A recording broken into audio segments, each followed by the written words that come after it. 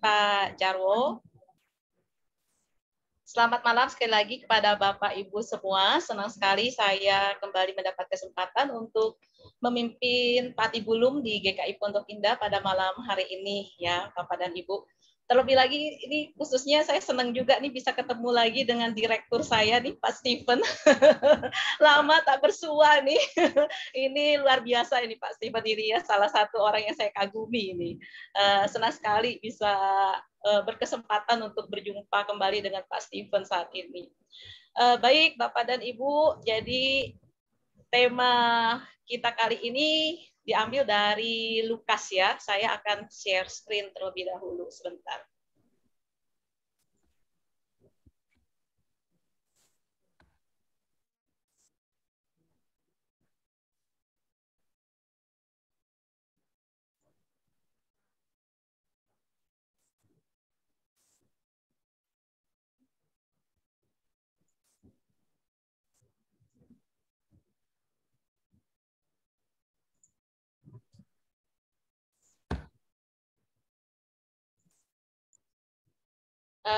Sudah tampak di Bapak Ibu sekalian? Sudah Kak Yesi? Ya, sudah ya. Baik. Sebentar saya atur dulu ini. Oke. Nah, jadi bahan kita diambil dari Lukas 18 ayat 18 sampai dengan 34 Bapak dan Ibu.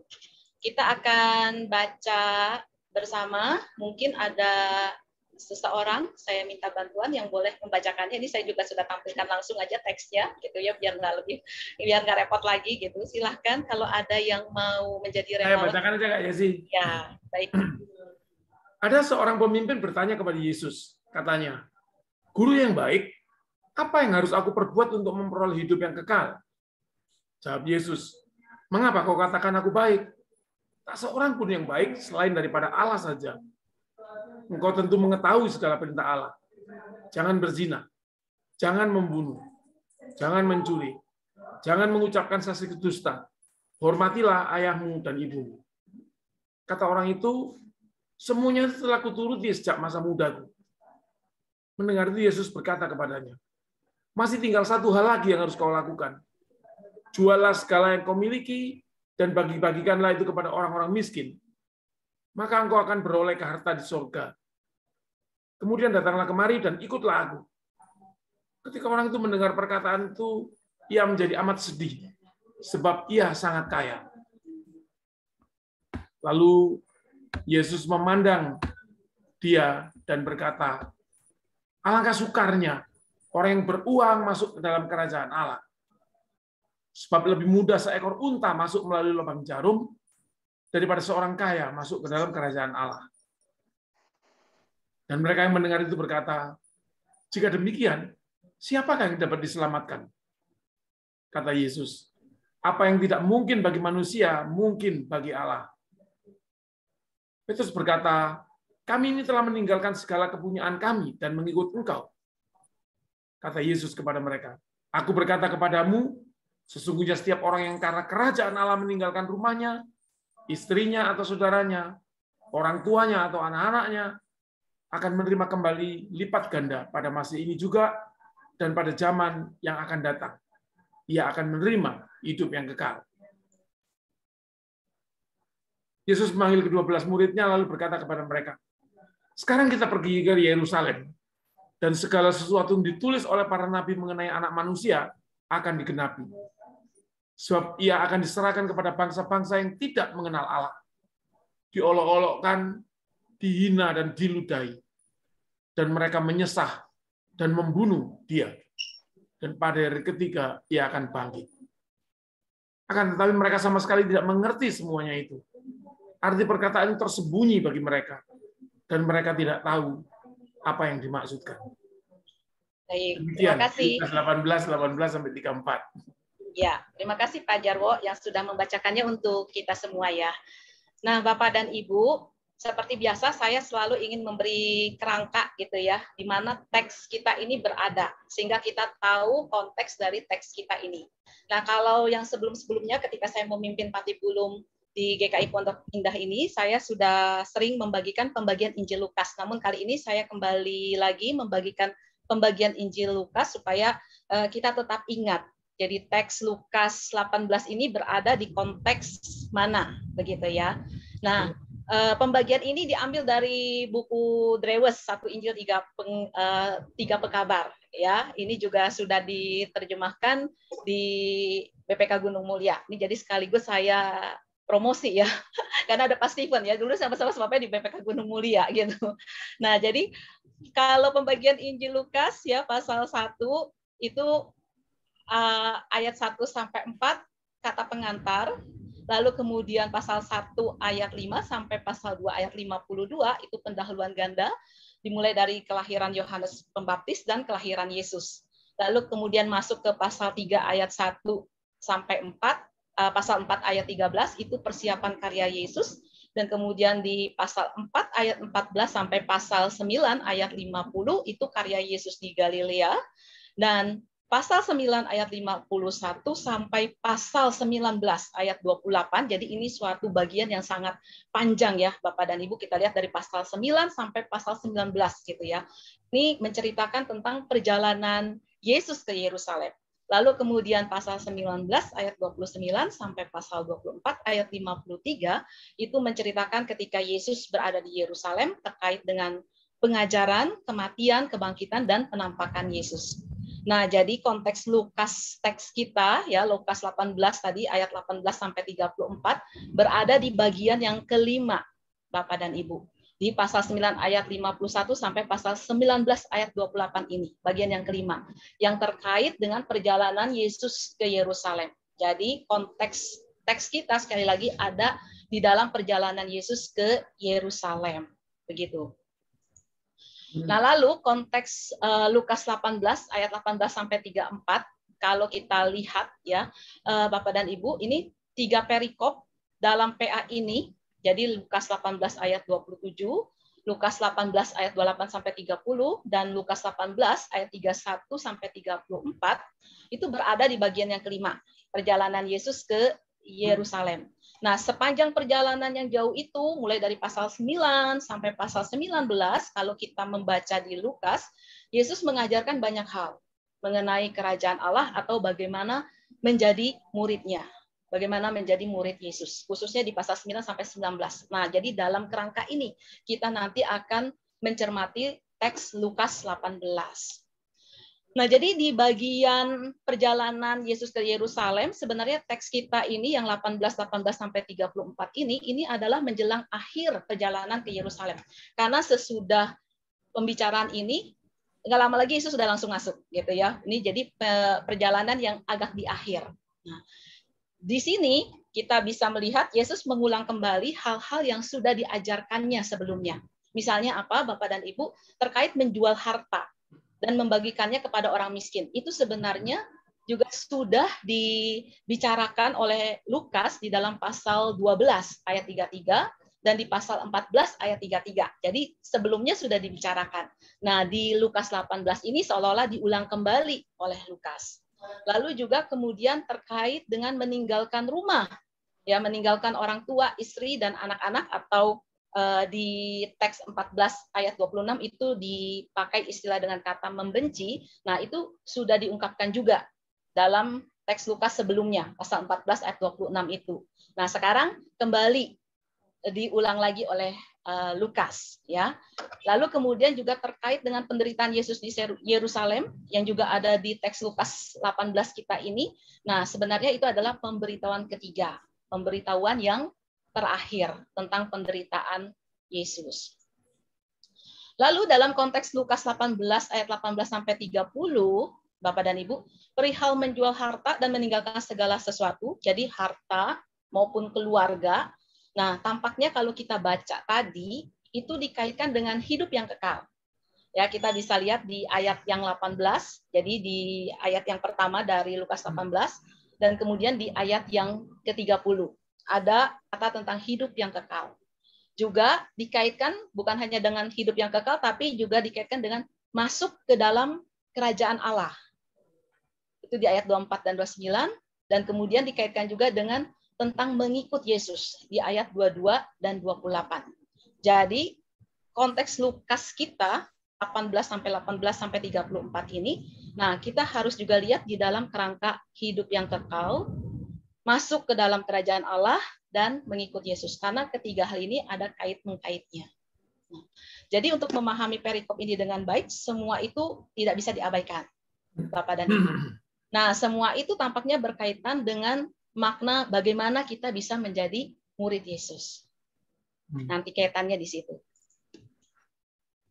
Kalau kita lihat ya konteks 18 ayat 18 sampai 34, nah itu ada perincian sebenarnya sebelumnya itu ada Yesus memberkati anak-anak. Nah, ini nanti kan ada kaitannya anak-anak dengan kemiskinan gitu ya, ketidakberdayaan. Itu di Lukas 18 ayat 15 sampai 17. Lalu kemudian orang kaya yang sukar masuk kerajaan Allah itu juga ada di teks kita ini 18 sampai 27. Nah, lalu kemudian upah mengikut Yesus masih di teks yang sama, di teks kita. Lalu kemudian pemberitahuan ketiga juga sama. Nah, kemudian Yesus menyembuhkan seorang buta sebelum masuk Yeriko, itu sesudahnya. Jadi di Lukas 18 ayat 35 sampai 43 dan kemudian Sakeus. Sakeus juga kita lihat ya, itu juga seorang yang kaya, tetapi orang kaya yang kemudian bisa memberikan sebagian dari hartanya. Itu di Lukas 19 kelanjutannya lagi. Ayat ya Pak Jarwo. Pengelompokan ini berdasarkan apa Kak Yesi? Berdasarkan konteks. Oh, konteksnya. Iya.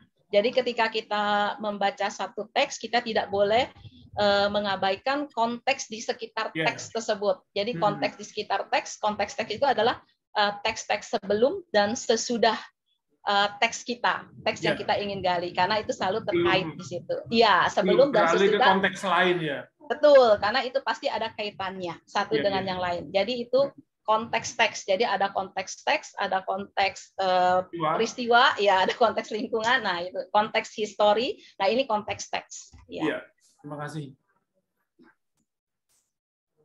Nah, lalu sumber bahan ya, sumber bahan teks kita ini diambil dari Injil Markus. Jadi kalau kita lihat paralelnya itu ada di Injil Markus, Bapak dan Ibu. Markus 10 ayat 17 sampai 27. Lalu kemudian di Markus yang sama 10 ya ayat 28 sampai 31 dan ayat 32 sampai 34. Nanti kita akan lihat juga ya untuk membandingkan antara yang di Markus dan di Lukas. Karena ada beberapa perbedaannya Bapak dan Ibu. Sebab setiap penulis Injil menulis Injilnya pasti akan ada modifikasi di sana sini karena menyesuaikan dengan konteks dan teologi yang terkait dengan si penulis Injil tersebut gitu. Nah, berikut ini kita akan lihat apa saja yang dimodifikasi oleh Lukas dari Injil Markus atau beberapa perubahan yang ada di Lukas yang berbeda dari Markus. Nah, yang pertama terkait modifikasi tentang pemimpin nih. Kalau kita lihat Bapak dan Ibu. Orang kaya kalau di Markus itu, di Markus 10 ayat 17, orang kaya di situ yang bertemu dengan Yesus itu hanya disebut orang kaya saja, ya.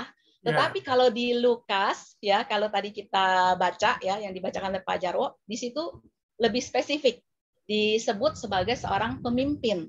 Lukas 18 ayat 18. Ya, kalau bahasa Yunani-nya archon atau kalau bahasa Inggrisnya ruler, ya, pemimpin. Jadi ini perbedaan juga ya. Markus tidak menyebut kata pemimpin, tapi Lukas menyebut pemimpin. Nah, jadi berbeda dari orang kaya di Markus, si pemimpin di Lukas tidak bertelut di hadapan Yesus. Ya, kalau kita lihat, kita baca di Markus, orang kaya tersebut bertelut ketika datang ke Yesus. Tapi di Lukas yang tadi kita baca tidak ada tuh ya cerita tentang si orang kaya tersebut atau si pemimpin tersebut bertelut di hadapan Yesus. Mungkin memang modifikasi ini sengaja dibuat Lukas tampaknya agar lebih sesuai gitu dengan gambaran seorang pemimpin atau penguasa ya. Sebab seorang pemimpin atau penguasa rasanya sukar untuk bertelut atau mestinya tidak bertelut di hadapan orang lain gitu ya.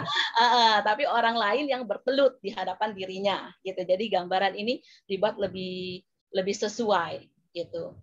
Nah, pemimpin di sini tampaknya kalau kita juga memperhatikan Bapak dan Ibu adalah pemimpin masyarakat Yahudi. Mengapa? Karena kita lihat dari bacaan selanjutnya, ya, ia menekan sejumlah perintah dalam 10 perintah Allah, ya. Itu 10 perintah Allah ada di Keluaran 20 ya, ayat 12 sampai 16, lalu ada di Ulangan juga, Ulangan 5 ayat 16 sampai 20. Jadi kalau boleh dibilang nih, jadi ia bukan pemimpin pada umumnya, jadi bukan pemimpin yang biasa-biasa aja. Ini pemimpin yang hebat ya, pemimpin yang luar biasa, boleh dikatakan begitu ya, Bapak dan Ibu. Nah, di kemudian hari kita tahu ya kalau bicara tentang pemimpin, pemimpin semacam itu yang ikut juga terlibat dalam penyaliban Yesus. Ya, itu ada di Lukas 23 ayat 13 sampai ayat 35 dan ayat 20 Lukas 24 ayat 20. Ya, kalau di Lukas 24 ayat 20 bunyinya begini. Tapi imam-imam kepala dan pemimpin-pemimpin kami telah menyerahkan dia untuk dihukum mati dan mereka telah menyalibkannya. Ya, jadi pemimpin di sini juga adalah pemimpin yang kemudian terlibat dalam penyaliban Yesus. Nah, dengan memberi status pemimpin kepada orang kaya di Markus itu, Lukas tampaknya ingin mengatakan bahwa pemimpin masyarakat Yahudi pada waktu itu tidak mau mengikut Yesus karena mereka sangat kaya. Nah, jadi karena mereka sangat kaya, mereka tidak mau mengikut Yesus. Lukas 18 ayat 23. Lalu modifikasi yang kedua, Bapak dan Ibu, atau perbedaan yang kedua terkait dengan kata-kata atau kalimat jangan mengurangi hak orang. Ya. Nah, dalam perincian perintah Allah tadi di Markus menyebutkan perihal jangan mengurangi hak orang. Kalau kita baca ya Markus 10 ayat 19, engkau tentu mengetahui segala perintah Allah. Jangan membunuh, jangan berzina, jangan mencuri, jangan mengucapkan saksi dusta, jangan mengurangi hak orang.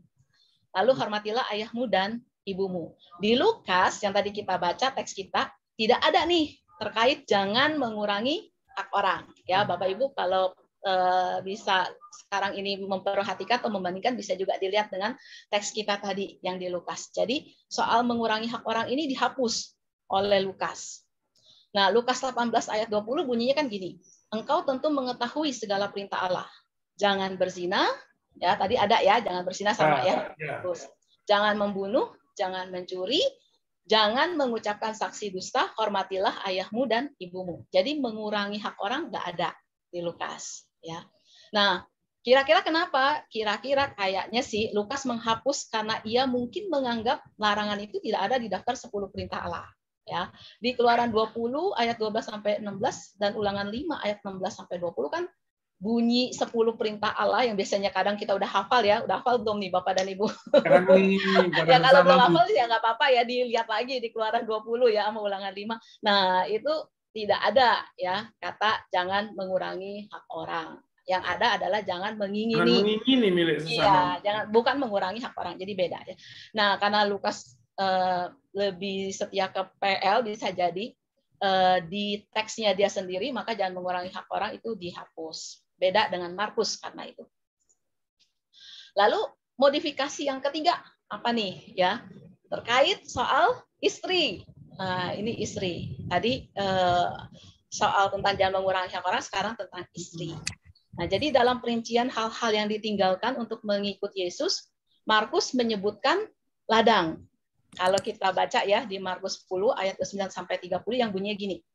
Jawab Yesus, aku berkata kepadamu, sesungguhnya setiap orang yang karena aku dan karena Injil meninggalkan rumahnya, saudaranya laki-laki atau saudaranya perempuan, ibunya atau bapaknya, anak-anaknya atau ladangnya, ya, ladangnya. Nah, orang itu sekarang pada masa ini juga akan menerima kembali 100 kali lipat rumah, saudara laki-laki, saudara perempuan, ibu, anak, dan ladang, sekalipun disertai berbagai penganiayaan, dan pada zaman yang akan datang, ia akan menerima hidup yang kekal. Nah, kalau di Lukas bagaimana? Lukas mengganti ladang itu dengan istri, ya, di Lukas 18 ayat 29. Nah, bunyinya makanya beda dari Markus. Kata Yesus kepada mereka, aku berkata kepadamu, sesungguhnya setiap orang yang karena kerajaan Allah meninggalkan rumahnya, istrinya atau saudaranya, orang tuanya atau anak-anaknya. Nah, jadi nggak ada ladang, tapi adanya istri kalau di Lukas. Ya, akan menerima kembali lipat ganda pada masa ini juga, dan pada zaman yang akan datang, ia akan menerima hidup yang kekal. Nah, jadi ketika menulis kitab Injilnya masing-masing, para penulis Injil memodifikasi ucapan Yesus supaya relevan dengan situasi kondisi jemaat pembaca itu masing-masing. Nah, tampaknya Bapak dan Ibu, untuk Lukas atau jemaat Lukas, perihal meninggalkan istri ini lebih relevan ketimbang meninggalkan ladang, ya. Bisa jadi ini juga lebih relevan untuk saat ini kali ya. Bapak dan Ibu lebih relevan mana, istri meninggalkan istri atau lebih meninggalkan ladang? Atau ladang bisa juga pekerjaan gitu ya. Nah, jadi kalau yang merasa lebih relevan meninggalkan istri, nah ini lebih cocok dengan teks Lukas tentunya. Dalam hal istri, Lukas 18 ayat 29 tampaknya konsisten dengan Lukas 14 ayat 26. Jadi sebelum teks kita yang tadi kita baca ya, Lukas 18 itu, di Lukas 14 ayat 26 itu juga sudah disebutkan oleh Lukas ya. Makanya tadi kan saya di awal bilang Lukas 18 ini sebenarnya agak sedikit mengulang apa yang sudah disebutkan di bagian lain di Lukas ya. Nah, di Lukas 14 ayat 26 di situ dikatakan, jikalau seorang datang kepadaku dan ia tidak membenci bapaknya, ibunya, istrinya, ya, anak-anaknya, saudara-saudaranya laki-laki atau perempuan, bahkan nyawanya sendiri, ia tidak dapat menjadi muridku. Jadi konsisten. Di Lukas 14 ayat 26 sudah disebutkan, lalu kemudian di Lukas 18 ayat 29 ini kembali disebutkan. Nah, dalam konteks zaman Lukas, Bapak dan Ibu, meninggalkan istri mungkin bisa diartikan secara harfiah karena para murid mendapat amanat pengutusan, ya, Kisah 1 ayat 8. Karena Kisah Rasul juga ditulis oleh penulis yang sama ya dengan Injil Lukas. Tetapi kamu akan menerima kuasa kalau Roh Kudus turun ke atas kamu, dan kamu akan menjadi saksiku di Yerusalem dan di seluruh Yudea dan Samaria dan sampai ke ujung bumi. Jadi dalam rangka amanat ini ya, pengutusan ini, maka relevansi meninggalkan istri bisa menjadi ini salah satu akibat atau resiko yang harus ditanggung oleh para murid, ya, oleh mereka yang diutus oleh Tuhan. Nah, namun kata membenci, nah tampaknya tidak bisa diartikan secara harfiah. Mengapa tidak bisa diartikan secara harfiah kata membenci? Ya, karena pertama konteks ucapan menekankan perihal perbandingan prioritas. Jadi sebenarnya Lukas ingin menekankan prioritas antara prioritas untuk mengutamakan gitu ya Yesus dibandingkan dengan hal-hal yang lainnya, termasuk istri. Jadi Yesus itu harus menjadi yang utama, harus yang menjadi segalanya dibandingkan apapun juga, termasuk di dalamnya keluarga dan pasangan kita, begitu. Lalu kemudian juga yang kedua adalah di Lukas sendiri ada ajaran mengasihi yang sangat ditekankan oleh Injil Lukas. Bahkan Lukas menekankan bukan hanya sekedar mengasihi sesama, tapi mengasihi musuh, gitu ya. Di Lukas 6 ayat 27 sampai 35. Jadi agak susah kalau kita memaknai harfiah ya kata membenci ini, gitu. Sebab di sisi lain justru Lukas menganjurkan untuk mengasihi musuh. Nah, modifikasi yang berikutnya adalah terkait dengan imam-imam kepala dan ahli-ahli Taurat, Bapak dan Ibu. Kalau di Markus 10 ayat 33 itu ada imam-imam kepala dan ahli-ahli Taurat yang akan menyerahkan Yesus kepada bangsa-bangsa yang tidak mengenal Allah. Ya, disebut eksplisit imam-imam kepala dan ahli-ahli Taurat. Nah, Lukas menghapus atau tidak menyebutkannya secara eksplisit di ayat 32. Yang bunyinya seperti ini, sebab ia akan diserahkan kepada bangsa-bangsa yang tidak mengenal Allah, diolok-olokkan, dihina, dan diludahi. Jadi langsung diserahkan kepada bangsa-bangsa. Siapa yang menyerahkan ia atau Yesus ini kepada bangsa-bangsa memang tidak disebutkan secara eksplisit imam-imam kepala dan ahli-ahli Taurat, seperti yang di dalam Markus 10 ayat 33. Nah, namun Bapak dan Ibu, bukan berarti nih kalau Lukas tidak menyebutkan secara eksplisit bahwa Lukas berpendapat orang-orang tersebut atau kelompok tersebut ya, imam-imam kepala dan ahli-ahli Taurat itu tidak terlibat dalam penyerahan Yesus untuk disalibkan, ya. Sebab di Lukas 9 ayat 22, Lukas sudah mengatakan bahwa anak manusia harus menanggung banyak penderitaan dan ditolak oleh tua-tua, imam-imam kepala dan ahli-ahli Taurat, lalu dibunuh dan dibangkitkan pada hari yang ketiga. Nah, di Lukas 9 ayat 22 ini eksplisit imam-imam kepala dan ahli-ahli Taurat. Jadi kelompok ini juga terlibat atau bertanggung jawab dalam penyerahan Yesus untuk disalibkan. Lalu kita akan masuk ke penafsiran, karena tadi di awal saya mengatakan bahwa konteks teks kita itu ada kaitannya dengan soal hidup yang kekal, bagaimana mengikut Yesus dan bagaimana menjadi murid. Maka sekarang kita akan lihat terkait makna hidup yang kekal, Bapak dan Ibu. Ya.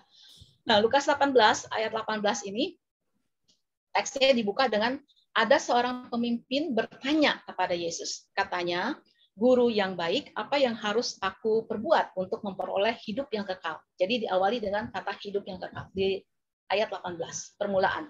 Lalu menjelang akhir dari perikop kita tadi di ayat 29 sampai 30 ya, di situ juga diungkapkan kata Yesus kepada mereka, aku berkata kepadamu sesungguhnya setiap orang yang karena kerajaan Allah meninggalkan rumahnya, istrinya atau saudaranya, orang tuanya atau anak-anaknya akan menerima kembali lipat ganda pada masa ini juga, dan pada zaman yang akan datang ia akan menerima hidup yang kekal. Nah, kembali soal hidup yang kekal itu mencuat atau diangkat oleh Lukas begitu.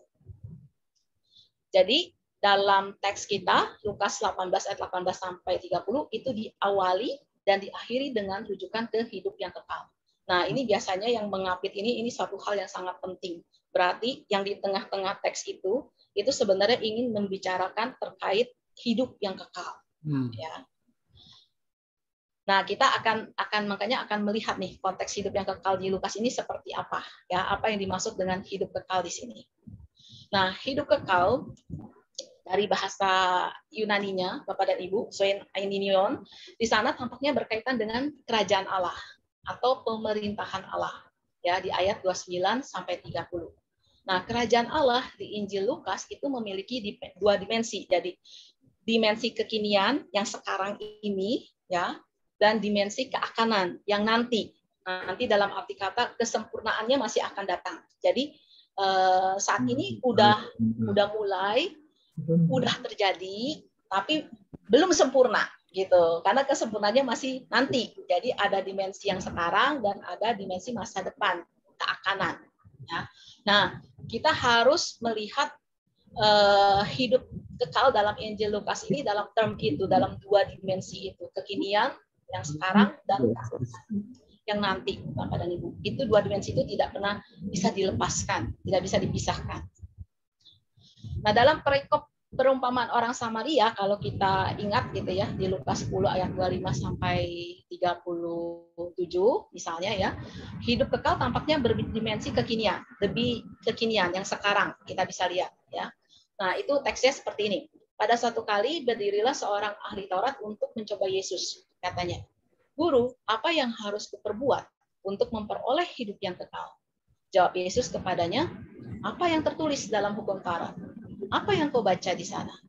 Jawab orang itu, kasihilah Tuhan Allahmu dengan segenap hatimu, dan dengan segenap jiwamu, dan dengan segenap kekuatanmu, dan dengan segenap akal budimu, dan kasihilah sesamamu manusia seperti dirimu sendiri. Kata Yesus kepadanya, jawabmu itu benar, berbuatlah demikian, maka engkau akan hidup. Ya, ini juga bicara soal hidup yang kekal. Nah, hidup yang kekal dalam perumpamaan orang Samaria itu lebih bersifat kekinian, ya, sekarang ini, pada masa kini. Jadi hidup kekal bisa dimaknai juga sebagai hidup yang sejati, hidup yang sesungguhnya. Hidup yang sesungguhnya itu apa? Hidup yang sejati itu apa? Ya, maka di akhir teks tadi dibilang perbuatlah demikian, maka engkau akan hidup. Apakah berarti dia nggak hidup? Ya dia hidup kan, gitu. Belum mati gitu. Makanya dia masih bisa mendengar Yesus berbicara atau bertemu dengan Yesus. Nah, tapi bukan sekedar hidup, tapi hidup yang sesungguhnya, hidup yang sejati. Nah, hidup yang sesungguhnya itu adalah hidup di dalam kasih kepada Allah dan kepada sesama manusia, seperti tadi yang digambarkan dalam perikop orang Samaria.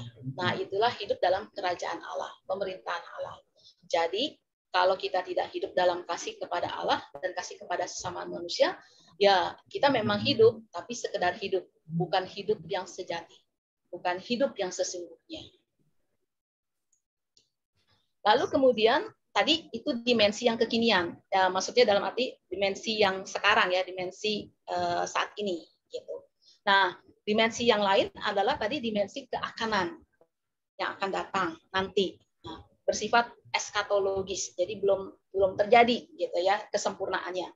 Nah, ini kita bisa lihat ya di dalam teks kita tadi Bapak dan Ibu, Lukas 18 ayat 29 sampai 30 ya. Ketika dikatakan akan menerima kembali lipat ganda pada masa ini juga dan pada zaman yang akan datang ia akan menerima hidup yang kekal. Ya, kan zaman yang akan datang, eskatologis sifatnya.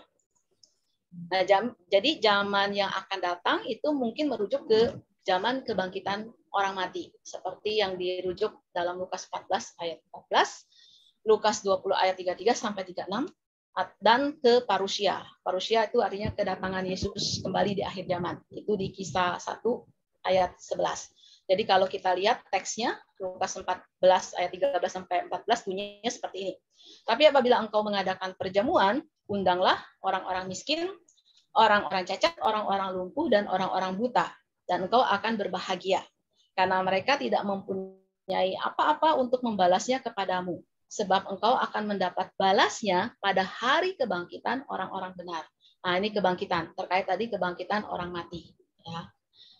Lalu kemudian hidup yang kekal itu, ya, sekalipun hidup kekal baru akan diberikan pada saat kebangkitan atau parusia, kedatangan Yesus kembali. Ya, kita perlu ingat atau menyadari Bapak dan Ibu bahwa pemberian itu juga bergantung pada apa yang dilakukan pada masa kini. Ya, makanya ini antara kekinian dan akan datang ini selalu berimpit erat, ya, tidak bisa dipisahkan gitu. Nah, bergantung pada apa yang dilakukan pada masa kini, misalnya apa? Tadi di teks kita Lukas 18 ayat 22 tadi, misalnya menjual harta dan membagikannya kepada orang miskin atau meninggalkan segala sesuatu demi kerajaan Allah yang di ayat 29. Jadi di satu sisi hidup kekal itu adalah anugerah kemurahan hati Allah. Jadi pemberian Allah. Tetapi di sisi lain, hidup kekal juga merupakan upah atau pahala atas apa yang kita lakukan saat ini, yang sebagai orang-orang yang bersedia hidup sesuai dengan kehendak Allah. Nah, Bapak dan Ibu, di ayat 22 ya, ketika si pemimpin itu ditantang oleh Yesus untuk meninggalkan segala sesuatunya, ya, jualah segala kau miliki dan bagi-bagikanlah itu kepada orang miskin, maka engkau akan boleh harta di surga, kemudian datanglah kemari dan ikutlah aku. Nah, respons atau reaksi dari orang tersebut adalah ia amat sedih sebab ia sangat kaya. Ya, responnya adalah sedih karena ia sangat kaya. Nah, jadi seperti yang kita tadi sudah sepakat di awal ya, bahwa pemimpin yang diceritakan dalam perikop ini bukan sembarang pemimpin. Jadi ia pemimpin yang sejak muda sudah melakukan hukum Taurat. Ya, tadi tidak berzina, tidak membunuh, tidak mencuri, tidak mengucapkan saksi dusta, menghormati ayah dan ibunya. Nah, tetapi bukan hanya sekedar pemimpin yang sangat taat terhadap hukum Taurat, tapi ia juga pemimpin yang sangat kaya. Ya, jadi ini luar biasa. Boleh dibilang berarti pemimpin yang seperti ini ya, di satu sisi hebat ya dalam hal keagamaannya, tapi juga di sisi lain juga sangat kaya. Ini bisa dibilang nih pemimpin yang sangat ideal atau sempurna ya secara sosial, dan pastinya makanya sangat terpandang. Nah, namun ya, nah ini rintangannya. Namun tampaknya ia tidak melakukan inti dari 10 perintah Allah itu, ya. Yaitu intinya apa tadi? Kasihilah Tuhan Allahmu dengan segenap hatimu dan dengan segenap jiwamu dan dengan segenap kekuatanmu dan dengan segenap akal berimu, dan kasihilah sesamamu manusia seperti dirimu sendiri, di ayat 27. Jadi si pemimpin tersebut memang melakukan hukum Taurat, Bapak dan Ibu, itu tidak disangkali, memang melakukan hukum Taurat, tetapi melakukan hukum Tauratnya yang tanpa kasih kepada Allah dan tanpa kasih kepada sesamanya. Jadi sekalipun ia taat beragama, boleh dibilang ia hanya mengasihi dirinya sendiri, sehingga ia tidak rela melepaskan hartanya yang sangat banyak itu. Ia tidak mau melakukan kehendak Allah, sepenuh hati. Jadi ia hanya mau melakukan kehendak Allah sejauh itu tidak merugikan dirinya. Jadi begitu merugikan dirinya, begitu dia harus kehilangan hartanya, ya dianggap itu suatu kerugian untuk berbagi hidup dengan sesama yang miskin, maka ia menolak untuk melakukan itu. Jadi justru inti dari 10 perintah Allah itu tidak dia lakukan, yaitu kasih kepada Allah dan kasih kepada sesama. Ya. Nah ini mungkin juga bisa jadi perenungan kita bersama, ya referensi kita. Mungkin kita juga menganggap diri sebagai orang-orang yang sudah sangat taat dalam beragama atau melakukan banyak hal ya yang terkait dengan Alkitab atau kitab suci. Tapi apakah semua yang kita lakukan itu sungguh kita lakukan dengan kasih, dan kasih kepada Allah dan kasih kepada sesama? Dan maukah kita tetap melakukan itu ketika hal itu membawa kerugian bagi diri kita? Ya, ini nggak mudah tentunya, Bapak dan Ibu. Nah, jadi rintangan bagi orang kaya untuk masuk ke dalam kerajaan Allah adalah justru hartanya sendiri, Bapak dan Ibu. Ya, karena di mana hartamu berada, di situ juga hatimu berada. Ini di Lukas 12 ayat 34. Nah, namun kita bisa lihat ya tadi, makanya saya sempat sebut teks yang berikutnya, yang tadi Pak Jarwo juga tanyakan ya, konteks dari perikop kita, di teks sesudahnya itu ada cerita tentang Sakeus ya. Sakeus adalah orang kaya. Nah, Sakeus adalah model atau contoh dari orang kaya yang berhasil mengatasi rintangan tersebut. Ya, ketika di Sakeus Lukas 19 ayat 8, Sakeus mengatakan, Tuhan, setengah dari milikku akan kuberikan kepada orang miskin, dan sekiranya ada sesuatu yang kuperas dari seseorang akan kembalikan 4 kali lipat. Ya, jadi dia mau melepaskan apa yang dianggapnya berarti itu demi melakukan perintah Allah, kasih kepada Allah dan kasih kepada sesama. Jadi Sakeus ini adalah role model orang kaya yang berhasil mengatasi rintangan tersebut. Ya. Jebakan kekayaannya. Iya, jadi kekayaan ini merupakan jebakan bagi orang kaya tersebut. Nah, yang di teks kita ini yang tidak berhasil, ya contoh dari orang kaya tidak berhasil mengatasi rintangan atau jebakan dari kekayaannya tersebut. Sorry, tadi ya masih ada kepencet. Nah, Yesus lalu berkata kepada Sakeus, makanya hari ini telah terjadi keselamatan kepada rumah ini karena orang ini pun anak Abraham. Sebab anak manusia datang untuk mencari dan menyelamatkan yang hilang. Ya, jadi responnya sangat positif. Jadi bukan soal orang kayanya ya, tapi adalah orang kaya yang mau melakukan sesuatu terhadap kekayaannya itu. Nah, lalu juga ada istilah nih Bapak dan Ibu, unta masuk ke lubang jarum ya di ayat 24 dan 25 ini. Lalu Yesus memandang dia dan berkata, alangkah sukanya orang yang beruang masuk ke dalam kerajaan Allah. Sebab lebih mudah seekor unta masuk melalui lubang jarum daripada seorang kaya masuk ke dalam kerajaan Allah.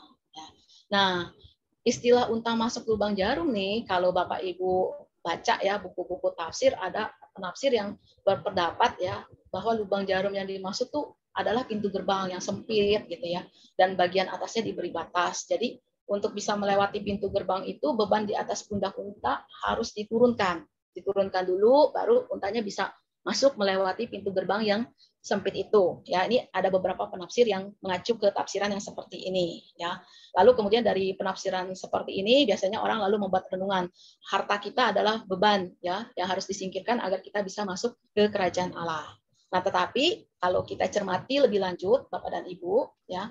Nah, yang membuat renungan berdasarkan tafsiran itu mungkin lupa bahwa dalam penafsiran di atas beban itu ya yang untuk bisa dimasuki unta ya masuk lewat pintu gerbang yang sempit itu hanya diturunkan untuk sementara waktu saja, jadi untuk bisa masuk aja gitu ya diturunkan. Lalu kemudian ketika untanya udah masuk melewati gerbang yang sempit itu ya bebannya dinaikkan kembali pundak si unta ya. Jadi kalau tadi renungannya dibuat bahwa oh harta kita dalam harus disingkirkan agar kita bisa masuk, yang kurang tepat gitu ya, karena itu sebenarnya hanya disingkirkan sementara ya, sesudah kita masuk kita bawa lagi gitu ya beban itu. Nah, jadi kurang tepat.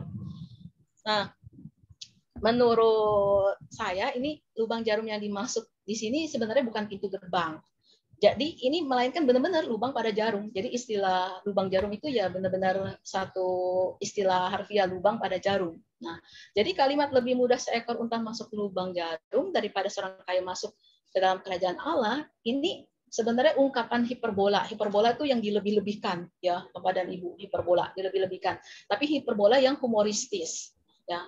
Jadi sifatnya humoristis itu ya karena ingin mengungkapkan betapa sulitnya bagi orang kaya untuk masuk ke dalam kerajaan Allah, sampai-sampai lebih mudah bagi seekor unta untuk masuk ke lubang jarum. Padahal kita sendiri bisa bayangin dulu ya Bapak dan Ibu, bagaimana seekor unta yang sebesar itu gitu ya bisa masuk ke lubang jarum. Ini aja pasti sebenarnya udah sulit ya kan, udah sulit banget, udah pasti nggak mungkin ya kan, apalagi bagi orang kaya untuk masuk ke kerajaan Allah ya. Jadi makanya ini ungkapan yang sebenarnya hiperbola, yang humoristis ya, dilebih-lebihkan gitu. Nah, jadi kalau kita lihat di sini, makanya tanggapan para murid itu bukan seperti penafsiran yang tadi tuh, yang tentang pintu gerbang yang sempit, yang hanya diturunkan sementara bebannya gitu, lalu dibawa lagi gitu ya. Nah, makanya kita lihat tanggapan para murid kan adalah bukan bagaimana cara menurunkan beban unta, melainkan siapakah yang dapat diselamatkan. Ya. Jika demikian, siapakah yang dapat diselamatkan? Karena memang disadari bahwa dari ungkapan tersebut, wah, susah banget untuk seseorang, terutama orang kaya gitu ya, untuk bisa masuk ke dalam kerajaan Allah. Maka responnya para murid, jadi siapa kali gitu yang bisa diselamatkan kalau kenyataannya sesulit itu. Nah, ini. Lalu di ayat 26 dan 27 disebutkan, dan mereka yang mendengar itu berkata, jika demikian siapakah yang dapat diselamatkan? Kata Yesus, apa yang tidak mungkin bagi manusia, mungkin bagi Allah. Nah, dalam konteks kesulitan orang kaya untuk melepaskan hartanya, terkait pertanyaan tadi ya, siapakah yang dapat diselamatkan, bisa bermakna, artinya pertanyaannya adalah, bagaimana sih sebenarnya orang kaya itu dapat diselamatkan? Ya, jadi bagaimana orang kaya dapat diselamatkan? Nah, jawaban Yesus yang tampaknya kurang nyambung mungkin bisa diartikan begini. Karena bagi Allah tidak ada yang mustahil, maka orang kaya harus memohon pertolongan dari Allah agar mereka bisa melepaskan hartanya. Karena memang bagi Allah tidak ada yang mustahil. Jadi, satu-satunya harapan kita adalah bersumber dari Allah atau kita bergantung kepada Allah. Maka kita perlu memohon pertolongan dari Allah agar kita bisa melepaskan harta kita, ya. Nah, lalu dilanjutkan teksnya dengan di teks 28 respon dari Petrus ya, Bapak dan Ibu. Petrus berkata, kami ini telah meninggalkan segala kepunyaan kami dan mengikut Engkau. Kata Yesus kepada mereka, aku berkata kepadamu, sesungguhnya setiap orang yang karena kerajaan Allah meninggalkan rumahnya, istrinya atau saudaranya, orang tuanya atau anak-anak akan menerima kembali lipat ganda pada masa ini juga, dan pada zaman yang akan datang ia akan menerima hidup yang kekal. Jadi ciri-ciri pengikut Yesus dari sini meninggalkan segala miliknya dan mengikut Yesus tadi yang diungkapkan di ayat 28 ya. Lalu kemudian sebagai ganjaran pahala atau upah ya, mereka akan kembali menerima berlipat ganda pada masa kini dan juga pada masa yang akan datang ya, di ayat 30. Nah, kalau terkait upah, makanya kita di sini sebaiknya tidak dipahami sebagai utang atau kewajiban yang harus diberikan Allah sebagai bayaran atas perbuatan baik kita, Bapak dan Ibu.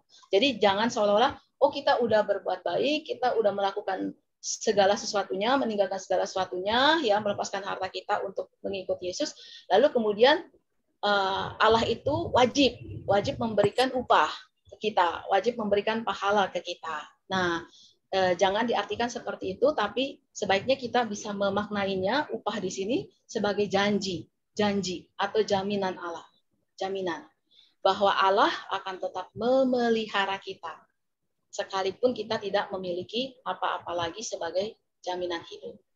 Jadi tak kala kita melepaskan segala sesuatunya demi Tuhan, ya, demi mengikut Yesus, seolah-olah kita nggak punya apa-apa lagi, jangan takut, karena ini adalah janji atau jaminan bahwa Tuhan tetap akan memelihara kita, sekalipun mungkin dalam tanpa kepemilikan kita, ya, sekalipun mungkin kita tidak lagi memiliki apa-apa, sekalipun dalam kekurangan kita.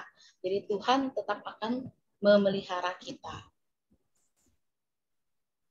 Lalu yang berikutnya yang di ayat-ayat terakhir ya dari perikop kita di ayat 31 sampai 34 bunyinya seperti ini. Yesus memanggil ke-12 muridnya lalu berkata kepada mereka, sekarang kita pergi ke Yerusalem. Ya, ini udah langsung mau pergi nih. Dan segala sesuatu yang ditulis oleh para nabi mengenai anak manusia akan digenapi. Sebab ia akan diserahkan kepada bangsa-bangsa yang tidak mengenal Allah, diolok-olokkan, dihina, dan diludahi. Dan mereka menyesah dan membunuh dia, dan pada hari ketiga ia akan bangkit. Akan tetapi, mereka sama sekali tidak mengerti semuanya itu. Arti perkataan itu tersembunyi bagi mereka, dan mereka tidak tahu apa yang dimaksudkan. Nah, di sini kita bisa melihat ini adalah pemberitahuan ketiga atau pemberitahuan yang terakhir tentang penderitaan Yesus. Pemberitahuan yang pertama di mana, Bapak dan Ibu? Ada di Lukas 9 ayat 22. Ya, pemberitahuan yang kedua di mana? Di Lukas 9 ayat 44. Nah, yang di teks kita ini adalah pemberitahuan yang ketiga. Sesudah itu tidak ada lagi karena Yesus sudah langsung ke Yerusalem dan kemudian segala peristiwa terkait penderitaan, penyaliban, dan kebangkitannya itu terjadi. Gitu. Nah, ironisnya nih, kalau kita baca di teks kita ya, sampai pemberitahuan yang terakhir Bapak dan Ibu, sampai pemberitahuan yang ketiga ya, hal ini masih belum dipahami oleh para murid. Jadi para murid masih belum mengerti maksud dari perkataan Yesus tersebut. Jadi makna penderitaan dan kematian Yesus tampaknya memang baru dipahami para murid sesudah kebangkitan Yesus. Bahwa Mesias itu harus menderita untuk masuk ke dalam kemuliaannya, ya di Lukas 24 ayat 26. Nah, itu baru dipahami. Para murid baru seolah-olah mendapat pencerahan di situ. Ya, kalau saat ini masih belum. Nah, lalu terkait dengan istilah anak manusia, ya. Sebutan anak manusia dalam Injil Lukas itu muncul dalam pada 25 ayat, ya. Bisa dihitung. Nih Bapak dan Ibu ya, dari yang saya kasih keterangan ini boleh dihitung sendiri aja ya. Ini ada 25 ayat. Lalu kemudian di seluruh Injil ya, jadi termasuk Injil Markus, Injil Matius, dan Injil Yohanes, anak manusia itu kalau kita cermati hanya diucapkan oleh Yesus dan selalu merujuk kepada dirinya sendiri. Jadi dari segi fungsinya dalam ucapan Yesus, anak manusia itu adalah kata ganti untuk aku. Jadi aku, Yesus itu adalah anak manusia. Ya. Nah, namun berhubung anak manusia itu digunakan dalam berbagai konteks tadi ya, di 25 ayat itu, makna dari sebutan itu tampaknya bernuansa banyak juga. Jadi nuansanya ada variasinya juga ya, nggak hanya satu varian gitu ya. Mulai dari pada umumnya sampai ke sosok eskatologis dari Daniel 7 ayat 13 sampai 14. Ya, ketika anak manusia sosok eskatologis ini kemudian datang ya, hadir kembali gitu. Nah, anak manusia bisa bermakna seorang manusia yang dinubuatkan untuk menderita itu di Lukas 9 ayat 22, lalu Lukas 18 ayat 31 sampai dengan 33. Juga anak manusia bisa bermakna raja surgawi yang penuh kuasa, ya, itu di Lukas 21 ayat 27, Lukas 22 ayat 69. Nah, jadi kita bisa lihat nih, walaupun ada sebutan anak manusia pada 25 ayat di Injil Lukas, namun maknanya bisa jadi nuansanya beda-beda gitu ya. Lalu kemudian di situ ada soal hari ketiga. Nah, kita lihat nih di Lukas 18 ayat 33 ya, di situ disebutkan dan mereka menyesal dan membunuh dia dan pada hari ketiga ia akan bangkit. Ini agak berbeda nih dengan Markus 10 ayat 34 Bapak dan Ibu. Markus 10 ayat 34 berkata ia akan diolok-olok, diludahi, disesah, dibunuh dan sesudah 3 hari ia akan bangkit. Kalau Lukas pada hari ketiga ia akan bangkit. Jadi beda ya, pada hari ketiga dengan sesudah 3 hari. Nah, kebangkitan sesudah 3 hari dikoreksi menjadi pada hari ketiga. Jadi tampaknya Lukas ingin setia pada rumusan iman atau kredo jemaat awal, jemaat yang sebelum masa Paulus ya.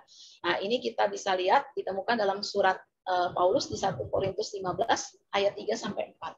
1 Korintus 15 ayat 3 sampai 4 bunyi seperti ini, Bapak dan Ibu. Sebab yang sangat penting telah kusampaikan kepadamu, yaitu apa yang telah kuterima sendiri, ialah bahwa Kristus telah mati karena dosa-dosa kita sesuai dengan kitab suci, bahwa ia telah dikuburkan, dan bahwa ia telah dibangkitkan pada hari yang ketiga sesuai dengan kitab suci. Nah, jadi ini sama. Jadi tampaknya Lukas ingin konsisten dengan tradisi tersebut. Ya. Lalu di Korintus 15 ayat 3 itu, Paulus juga mengakui bahwa ia telah menerima ajaran atau tradisi dari jemaat sebelum Paulus. Jadi Paulus sendiri menerima itu, sudah dia terima. Ya. Jadi ajaran jemaat awal. Nah, ungkapan sesuai dengan kitab suci, ayat 3 dan 4 seakan-akan merujuk ke kitab suci tertentu ya, Bapak dan Ibu di Alkitab Ibrani atau Perjanjian Lama. Nah, pertanyaannya adalah, kalau dugaan itu seperti itu, ya kitab suci yang mana nih kalau gitu yang dirujuk oleh Lukas atau yang dirujuk oleh Paulus yang kemudian dikutip oleh Lukas ya. Nah, kalau kita memperhatikan LAI di Alkitab kita, nah itu di ayat yang keempat itu LAI memberi referensi. Referensinya merujuknya ke Mazmur, Bapak dan Ibu. Mazmur 16 ayat 8 sampai 10. Nah, tapi kalau kita cermati nih bunyinya Mazmur ya, Mazmur 16 ayat 8 sampai 10 berkata gini, aku senantiasa memandang kepada Tuhan. Karena ia berdiri di sebelah kananku, aku tidak goyah. Sebab itu hatiku bersukacita dan jiwaku bersorak-sorak. Bahkan tubuhku akan diam dengan tenteram. Sebab engkau tidak menyerahkan aku ke dunia orang mati dan tidak membiarkan orang kudusmu melihat kebinasaan. Nah, jadi menurut penafsiran saya, Mazmur 16 ini tidak berbicara tentang kebangkitan.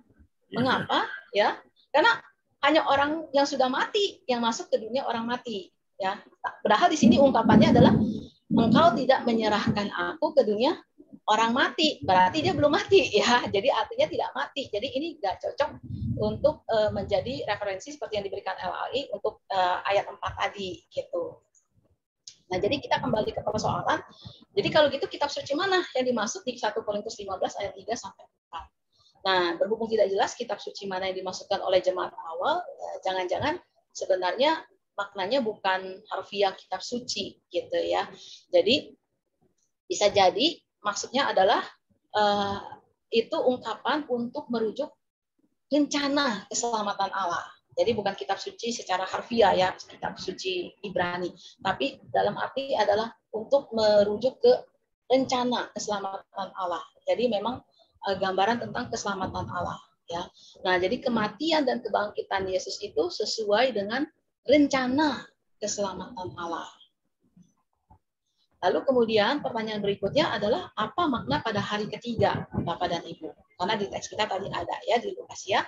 Nah, ini ada beberapa kemungkinan pemaknaannya. Jadi pertama tentu pemaknaan harfiah ya.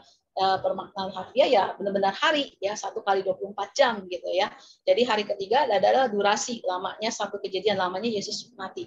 Tapi pemaknaan kedua juga bisa jadi ini ungkapan umum untuk mengatakan belum lama. Ya, seperti kalau kita dalam bercakap-cakap ya, misalnya kita ada dialog, berapa lama sih Bapak itu sudah meninggal? Oh, belum lama, palingan baru 3 hari. Jadi seolah-olah ini ungkapan ingin merujuk kepada sesuatu peristiwa yang belum lama berlangsung begitu. Nah, jadi mungkin yang lebih penting untuk dipahami di sini adalah tujuan penyebutan hari itu. Jadi tujuannya. Nah, tujuan penyebutan hari mungkin untuk mengungkapkan atau menekankan keyakinan jemaat awal. Ya, keyakinan jemaat awal bahwa kematian dan kebangkitan Yesus benar-benar terjadi pada diri Yesus. Ya, ibaratnya mau dimaknain hari, harfiah, ataupun juga mau dimaknain tadi ya, seolah-olah ungkapan yang belum lama berlangsung. Tapi yang jelas ini adalah benar-benar terjadi. Gitu. Jadi bukan sesuatu yang dibuat-buat ya, atau suatu yang ilusi gitu ya, atau halusinasi dan sebagainya. Tapi ini benar-benar terjadi. Dan kemudian makanya dilanjutkan dengan penampakan Yesus yang disaksikan oleh banyak saksi. Itu disebut di 1 Korintus 15 ayat 5 sampai 8. Nah, artinya Bapak dan Ibu, iman jemaat awal bukan didasarkan pada hayalan ya, atau ide filosofis tertentu dari para murid, melainkan didasarkan pada peristiwa yang dialami oleh Yesus. Jadi peristiwa yang betul-betul terjadi, peristiwa yang nyata gitu. Nah, ini juga bisa menjadi bahan refleksi kita, Bapak dan Ibu, untuk teks kita yang panjang ini, gitu ya. Nah, di sini disebutkan, kalau kita lanjutkan lagi ya, di Lukas 9 ayat 23 sampai 25, setiap orang yang mau mengikut aku, ia harus menyangkal dirinya, memikul salibnya setiap hari dan mengikut aku. Karena barang siapa mau menyelamatkan nyawanya, ia akan kehilangan nyawanya. Tapi barang siapa kehilangan nyawanya karena aku, ia akan menyelamatkannya. Apa gunanya seorang memperoleh seluruh dunia, tapi ia membinasakan atau merugikan dirinya sendiri?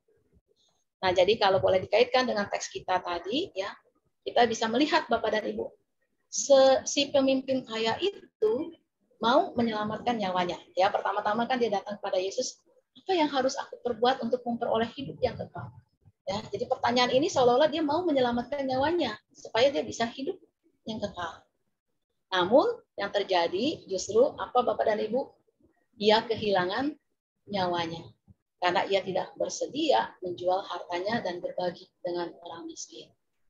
Nah, dibandingkan dengan Yesus yang sebentar lagi memang akan memasuki Yerusalem, kan, peristiwa penderitaan, penyaliban dan kebangkitan, ya. Yesus, apa yang terjadi dengan Yesus? Yesus kehilangan nyawanya. Ya, dia tidak menyelamatkan nyawanya, ya. Yesus kehilangan nyawanya karena kasihnya kepada Allah dan sesama. Tetapi apa yang terjadi dengan yang dilakukannya tersebut? Ia justru menyelamatkan nyawanya karena kemudian Allah membangkitkannya, ya. Nah, ini paradoks ya. Ada orang yang ingin menyelamatkan nyawanya tapi ternyata kehilangan nyawanya. Tapi di sisi lain ada orang yang kehilangan nyawanya tetapi justru mendapatkan nyawanya, ya. Nah, dari hal ini kita bisa refleksi Bapak dan Ibu bahwa hidup itu memang berharga, ya. Hidup itu berharga. Tapi bukan segalanya. Sehingga kita harus mempertahankan at all cost, ya. Apapun harga yang dibayar, ya, apapun kita tetap pegang, kita tetap pertahankan mati-matian, ya. Nah, ada kalanya justru kadang kita harus melepaskan, ya.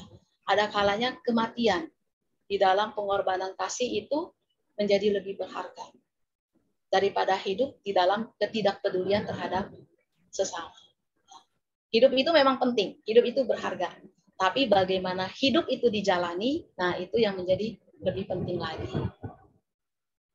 Begitu Bapak dan Ibu, ya ini sedemikian banyak ya slide saya. Kalau di sini sih di PowerPoint 50 slide ya. Terima kasih untuk kesabaran Bapak dan Ibu ya. Iya. Ya. Silakan Bapak dan Ibu. Terima kasih Kak Yesi. Bapak Ibu, demikian uraian dari Kak Yesi. Seperti biasanya kita merasakan seperti di dalam kelas kuliah. Diberikan penjelasan yang detail, diberikan dasar-dasarnya, sehingga menimbulkan wacana-wacana yang baru, yang tadinya kita nggak ada, oh itu ya. Terima kasih Bu dosen. Apabila Bapak Ibu masih berupaya untuk bisa lebih mendapatkan kejelasan, kita boleh bertanya jawab atau sharing. Begitu nggak Yesi ya? Ya, silakan. Kesempatan diberikan. Dipersilakan, Bapak Ibu.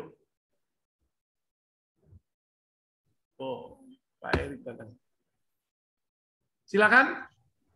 Ada yang tidak mengajukan pertanyaan?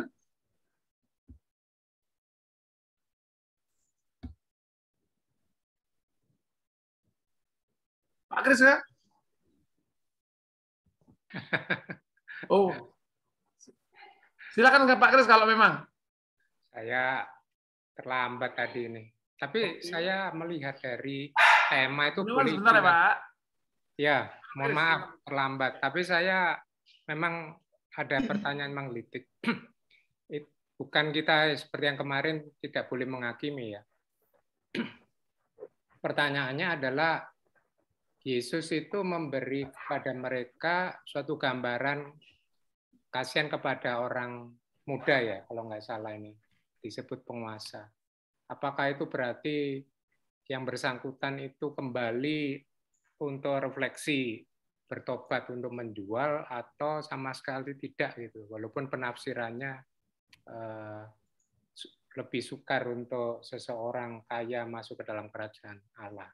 Jadi pertanyaan cuma itu saja sih, orang itu kembali atau tidak kepada Yesus. Demikian. Terima kasih. Walaupun kita Terima kasih, Pak Kris. Silakan Kak Isi. Baik, terima kasih Pak Kris untuk pertanyaannya. Jadi kita ini kan PA ya, jadi kita membahas teks berdasarkan teks dan berdasarkan konteks gitu. Ya. Nah, kalau di dalam teks sendiri memang disebutkan responnya orang kaya itu adalah apa? Dia menjadi sedih, ya, karena hartanya sangat banyak, ya. Nah, di situ kita bisa menduga gitu ya bahwa ya untuk kasus orang kaya di teks ini gitu ya pada saat itu dia memang tidak mau mengikuti Yesus gitu ya. Tapi beda nanti, makanya ketika berikutnya kan ada model tentang Sakeus ya. Sakeus yang awalnya memang luar biasa gitu ya, seolah-olah mengumpulkan hartanya dengan cara-cara yang bisa jadi kurang tepat gitu ya, tapi kemudian di akhirnya ada kesimpulan dari penulis Injil Lukas justru dia berubah, beda ya. Nah itu begitu Pak. Kalau boleh menambahkan Kak Yesi, dari komentar yang saya baca, apa yang tergambarkan melalui pemimpin kaya yang sedih tadi itu menjadi gambaran para pemimpin Israel pada umumnya pada waktu itu. Kenapa mereka tidak mau mengikuti Yesus? Karena mereka sudah terlanjur kaya. Karena ternyata Yesus harus menjual kekayaannya itu dan bagian kepada orang miskin gitu. Ya. Begini itu ya. Betul. Makanya tadi sempat juga di satu slide kan bahwa pemimpin itu yang dirujuk itu adalah pemimpin yang terlibat juga dalam penyaliban Yesus, dan mengapa mereka tidak mau mengikuti Yesus? Karena mereka ya itu tidak mau meninggalkan karena mereka sangat kaya. Ya.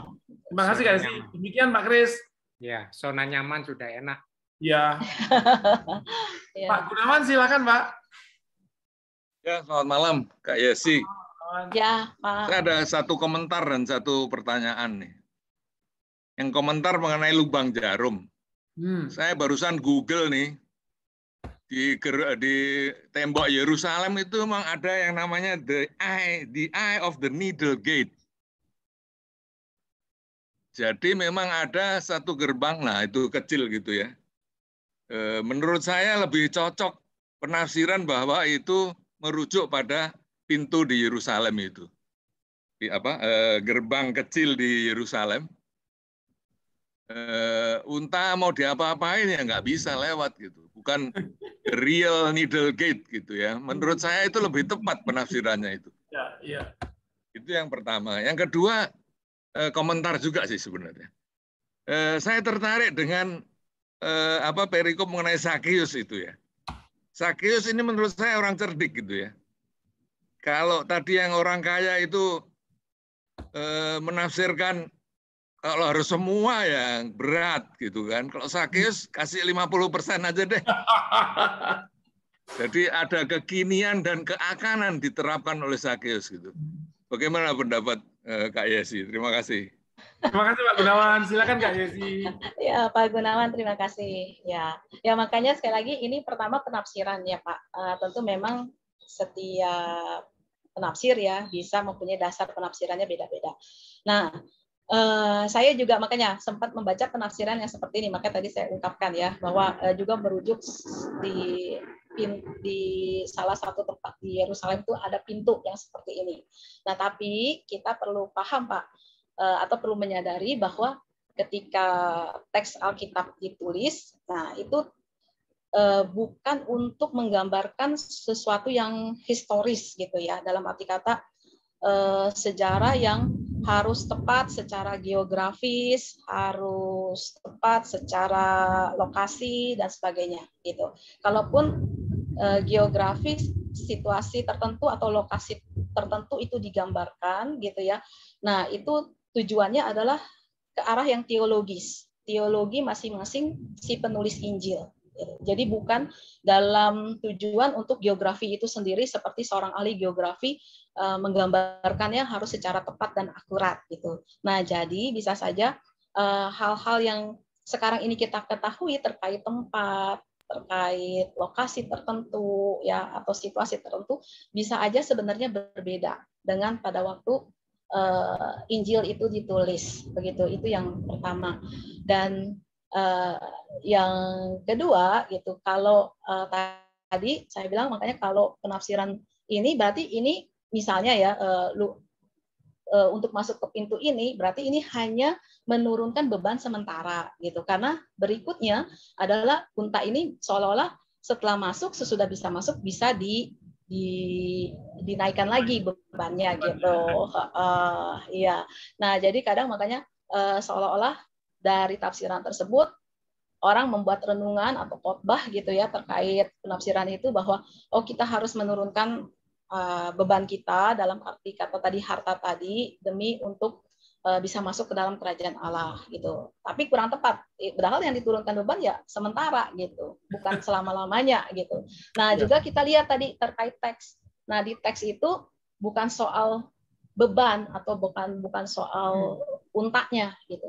Tapi ketika para murid memberi respon dari ungkapan Yesus itu ya, bahwa kalau gitu siapa yang bisa diselamatkan? Atau dengan kata lain, bagaimana kalau gitu orang kaya bisa diselamatkan? Nah, jadi menurut saya ini yang lebih penting, yang terkait respon dari para murid ini, ya, terkait dengan bagaimana orang kaya bisa diselamatkan.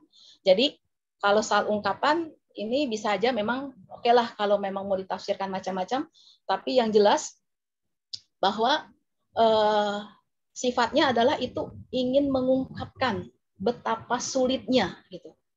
Betapa sulitnya orang kaya masuk ke dalam kerajaan Allah. Ya, terlepas dari penafsirannya mau model yang mana ya, tapi ini ingin memperlihatkan bahwa betapa sulitnya orang kaya masuk ke dalam kerajaan Allah.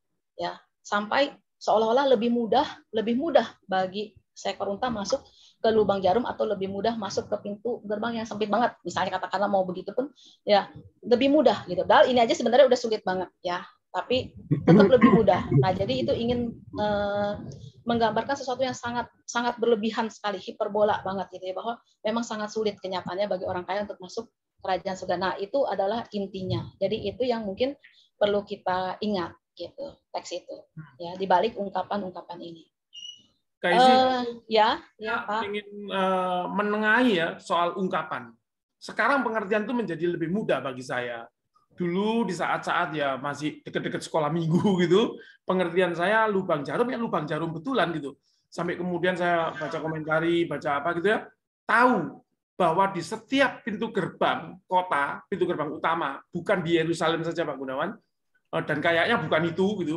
Itu pintu gerbang itu kan jam-jam tertentu ditutup ya. Tapi kan masih ada kepentingan untuk orang keluar masuk gitu.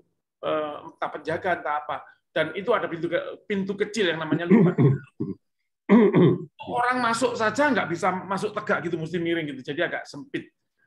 Sehingga pada waktu itu tibalah saya pada pemahaman bahwa oh itu maksudnya lubang jarum gitu ya. Jarum memang sulit unta masuk ke situ. Bisa. Ya bisa nek dipaksa-paksa, dan nggak ada hubungannya dengan beban sebetulnya. Nah, beban itu kemudian adalah tambahan tafsiran berikutnya.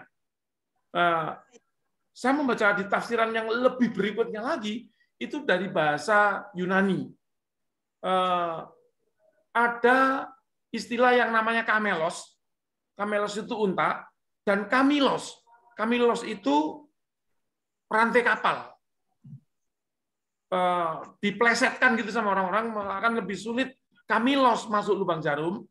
Demikian juga dengan rantai kapal tadi masuk lubang jarum gitu.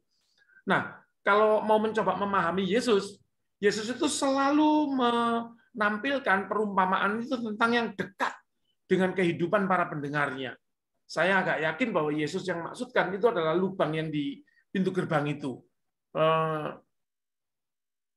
Yesus meskipun seringkali melontarkan pernyataan yang hiperbol gitu ya, tapi jarang sekali yang khayalan gitu. Seperti unta masuk lubang jarum betul, itu khayalan betul gitu.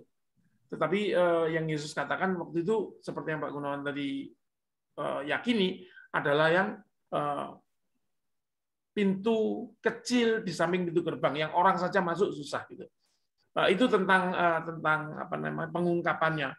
Tapi soal maknanya saya setuju dengan Kak Yezi bahwa artinya sesulit apapun yang dilakukan unta itu, entah ke lubang jarum beneran, entah ke lubang jarum pintu gerbang, orang kaya yang akan masuk kerajaan surga lebih sulit. Kenapa? karena memberati banyak hal. Mungkin itu Kak Yesi. Kak Yesi yang mana ya? Ya, Saya ya, Pak. Ibu, silakan Ibu. Ya, saya mau komen juga begini ya. Ya, Bu. Dari yang diungkapkan tadi macam-macam pintu, beban, pintunya jarum dan lain-lain itu ya boleh-boleh saja sih bertafsiran. Tapi ini ada satu yang saya rasa penting juga adalah kata Yesus, apa yang tidak mungkin bagi manusia, mungkin bagi Allah. Itu Yesus katakan sendiri. Jadi poinnya itu di sana. Jadi kalau semua halangan atau beban atau kita yang tidak bisa melakukan begitu macam-macam, tapi intinya apa yang tidak mungkin bagi manusia mungkin bagi Allah. Jadi Allah sendiri kalau memberi mungkin dia mungkin. Jadi Allah yang buka jalan mungkinnya itu. Dari Yesus sendiri yang mengatakan gitu. Iya, setuju Ibu, setuju. Itu nanti yang justru terjadi dengan Sakeus itu ya Kak Yesi ya? Ya, jadi tadi juga sempat saya sampaikan ini ibu siapa ya? Sebab di sini tampilnya cuma Oppo. Ibu siapa Bu? Oh, Ibu Yuli. Ibu Yuli ya. Oh, Yudis ya. Namanya sebabnya tidak tampak di tampilannya. Namanya Ibu. Iya, Ibu Yudis ya. Nah, tadi seperti juga yang saya sampaikan Bu, bahwa apa yang tidak mungkin bagi manusia ya mungkin bagi Allah ya. Dengan kata lain itu mengacu pada bahwa orang kaya sebenarnya bisa memohon pertolongan Allah ya. Jadi memang sumbernya adalah Allah gitu. Jadi kita memohon pertolongan Allah supaya apa? Supaya kita bisa melepaskan harta kita. Karena emang itu sulit banget ya melepaskan harta. Coba aja sekarang ya kalau kita lakukan sulit kan Bapak dan Ibu melepaskan harta ya itu. Nah jadi tapi sesuatu yang sulit tetap akan bisa kita lakukan ya tentunya dengan pertolongan Allah gitu. Karena itu kita memohon pertolongan Allah. Maka tadi apa yang tidak mungkin bagi manusia mungkin bagi Allah. Jadi kekuatannya adalah bersumber dari Allah yang memampukan kita untuk melakukan sesuatu yang seolah-olah tampaknya mustahil untuk kita lakukan. Begitu Bu. Ya. Terima kasih Kak Yesi. Jadi, Pak Steven, silakan. Daripada diminta, mendingan saya mau ngobrol. Silakan Pak Steven. Halo, kalau Pak Steven saya jadi takut nih Pak. Jangan begitu. Urusan Alkitab Anda lebih hebat. Justru saya membaca Alkitab ya selalu, saya orang praktek sih ya. Saya selalu ingat bagaimana supaya salah, bagaimana supaya menurut Tuhan. Jadi ada konteks-konteks, connecting the dots dan sebagainya. Saya kalau belajar baca nih, dulu belajar baca Alkitab Perjanjian Lama kan sampai di tengah-tengah bosan liwatin. Kalau sekarang ada waktu, saya pelajari dan di Perjanjian Lama tuh 5 Perjanjian Lama tuh yang pertama dari namanya juga lupa tuh dari Genesis sampai Deuteronomi gitu ya. Itu banyak sekali dikatakan bahwa Tuhan itu holy. Itu kita suka lupa. Kadang-kadang kita kalau bilang ke orang God is good gitu. Kalau kita lebih tinggi lagi God is holy, mungkin kita akan melihat itu memang Tuhan itu tinggi, Tuhan itu luar biasa, Tuhan itu maha kuasa, pencipta langit dan bumi, punya kuasa kayak diktator gitu. Tapi kalau diktator kan buat kepentingannya dia. Kalau ini dia kelihatannya kejam sama orang Yahudi, sama orang undang-undangnya begitu keras dan sebagainya. Tapi di Perjanjian Baru kan dia bilang bahwa dia melakukan itu bukan untuk apa ya, tetapi untuk kebaikan gitu, buat damai sejahtera begitu. Jadi apa yang dia lakukan semua itu buat damai sejahtera kita. Itu saya pegang sekali gitu. Jadi dia holy dan dia bilang yang masuk ke dalam sorga mesti holy. Tapi raport kita kan bisa 6, 7, 8 gitu ya, kalau 8. Tetapi kekurangannya kan ditebus sama dia, asal kita have faith. Dan itu juga satu yang saya ingetin lagi, bahwa Tuhan Allah itu selalu berkata, saya ini Allahnya Abraham, Allahnya Ishak ya, dan Allahnya Yakub. Saya nanya suka sama beberapa pendeta dan sebagainya. Saya baca itu orang-orang Badung-Badung kan itu. Tapi kadang bilang masuk surga dan sebagian dia itu Tuhan Allahnya dia. Pendeta itu bisa bilang, Stephen, dari Alkitab itu kita tahu bahwa mereka itu semuanya ada orang yang mempunyai faith. Janji Tuhan itu benar-benar dia percaya 100% itu. Misalnya kayak Abraham, juga anaknya sampai dia mau menyerahkan, ini baru uang, itu anak kok, sampai dipotong, mau dipotong dan sampai dia serahkan gitu. Karena ada janji Tuhan bahwa Abraham itu menjadi nenek moyangnya manusia di dunia ya, benar ya? Bu Yesi, iya dong gitu. Iya, Pak. Iya, Pak. Saya lagi menyimak. Jadi dengan demikian dia cuma pegang janji aja tuh. Faith-nya luar biasa. Barangkali dia pikir, udahlah biar dipotong ya pasti dihidupin lagi atau dikasih anak lagi atau whatever, dia turutin aja perintah Tuhan.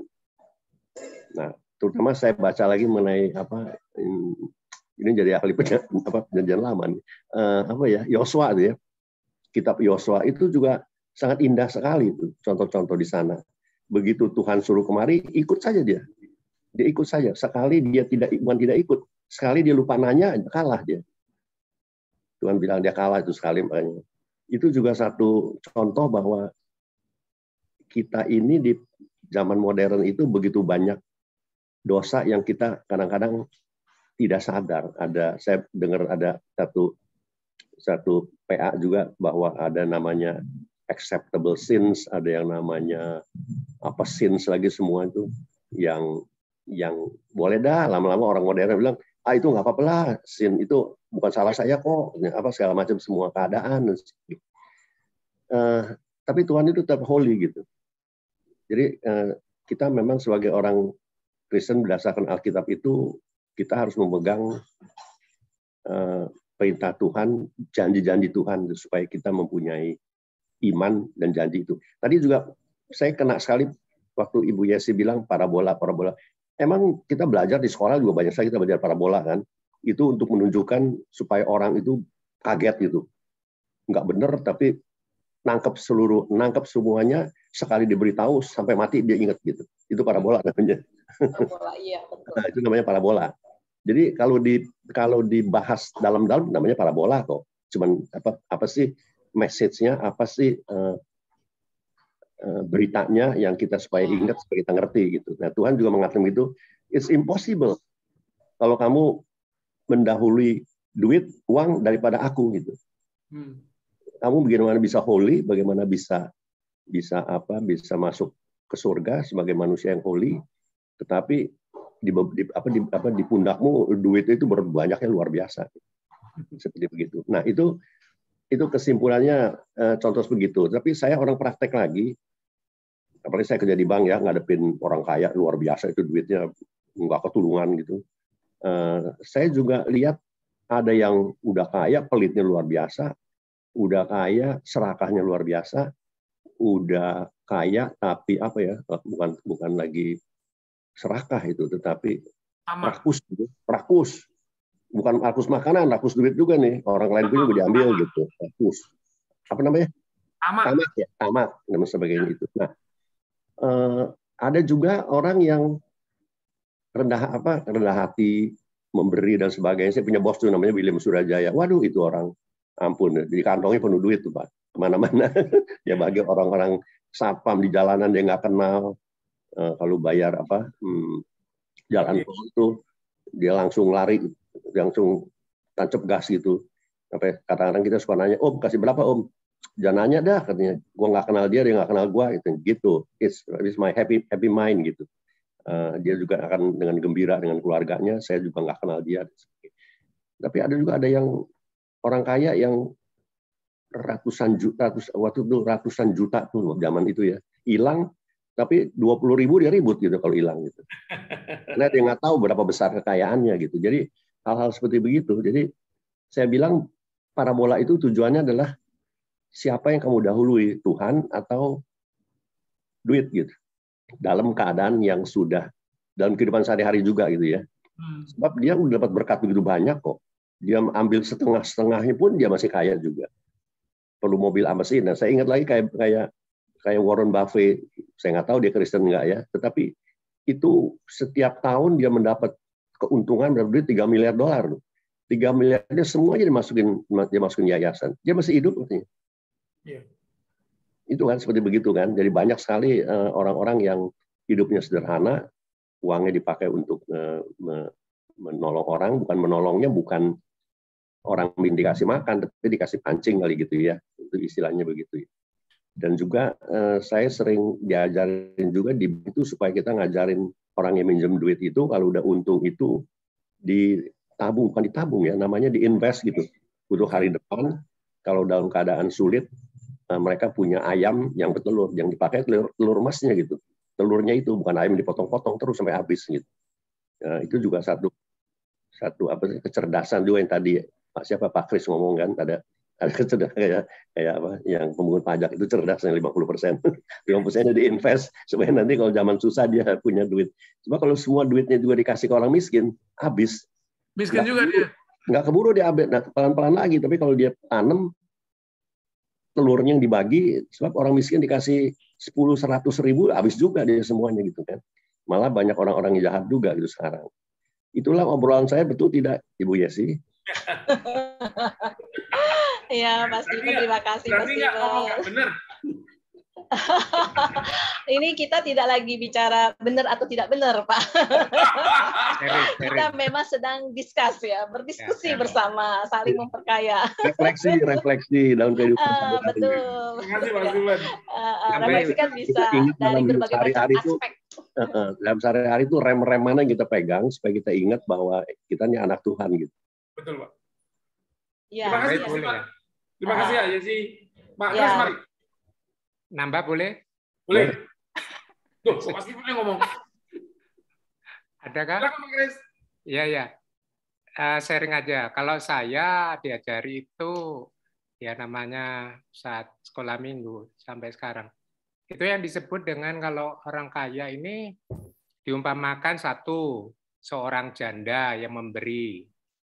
Sama satunya orang yang memang benar yang disebut Pak Steven. Tetapi kesimpulannya adalah buat saya sih tambahan itu adalah kelekatan pada hal-hal materinya. Jadi dari situlah kita tergugah apakah itu orang kaya atau orang miskin. Kalau kita masih lekat ya berarti ya itu sama aja dengan sukar atau sulit keluar dari lubang jarum. Nah, apa yang disampaikan Pak Steven tadi memang benar, ada orang kaya dia nggak mempunyai, kalau saya menambah itu dan menginterpretasikan namanya Pak Willem ya kalau nggak salah Pak Steven ya. Iya betul. Itu dengan ikhlas dia meskipun kaya tapi kalau beliau memberi dengan tidak berhitung dan tidak lekat dengan materi apa yang beliau punya, itulah yang saya ambil sebagai sikap orang kaya yang bukan sulit tetapi mudah. Dia bilang kalau dia meninggal juga mungkin kalau bisa petinya tangannya keluar, tangannya kosong. Iya. Kayak siapa ya, raja siapa dulu ya di Alkitab. Iya, jadi kesimpulannya cuma kelekatan pada sesuatu yang dia sayang. Iya. Siapa yang dijadikan Tuhan gitu ya Pak Kris? Iya. Terima kasih. Mohon maaf. Terima kasih Pak Kris, terima kasih Pak Steven, terima kasih Kak Yesi. Bapak Ibu yang lain masih ada? Mari, silakan. Saya di halaman berapa? Bu Ratna. Oke ya, saya mau nanya. Bisa dengar nggak suara saya? Bisa Bu Ratna, merdu suaranya. Terima kasih Kak Yesi untuk pembahasannya yang sangat komprehensif. Ada sesuatu yang mengganjal di hati saya.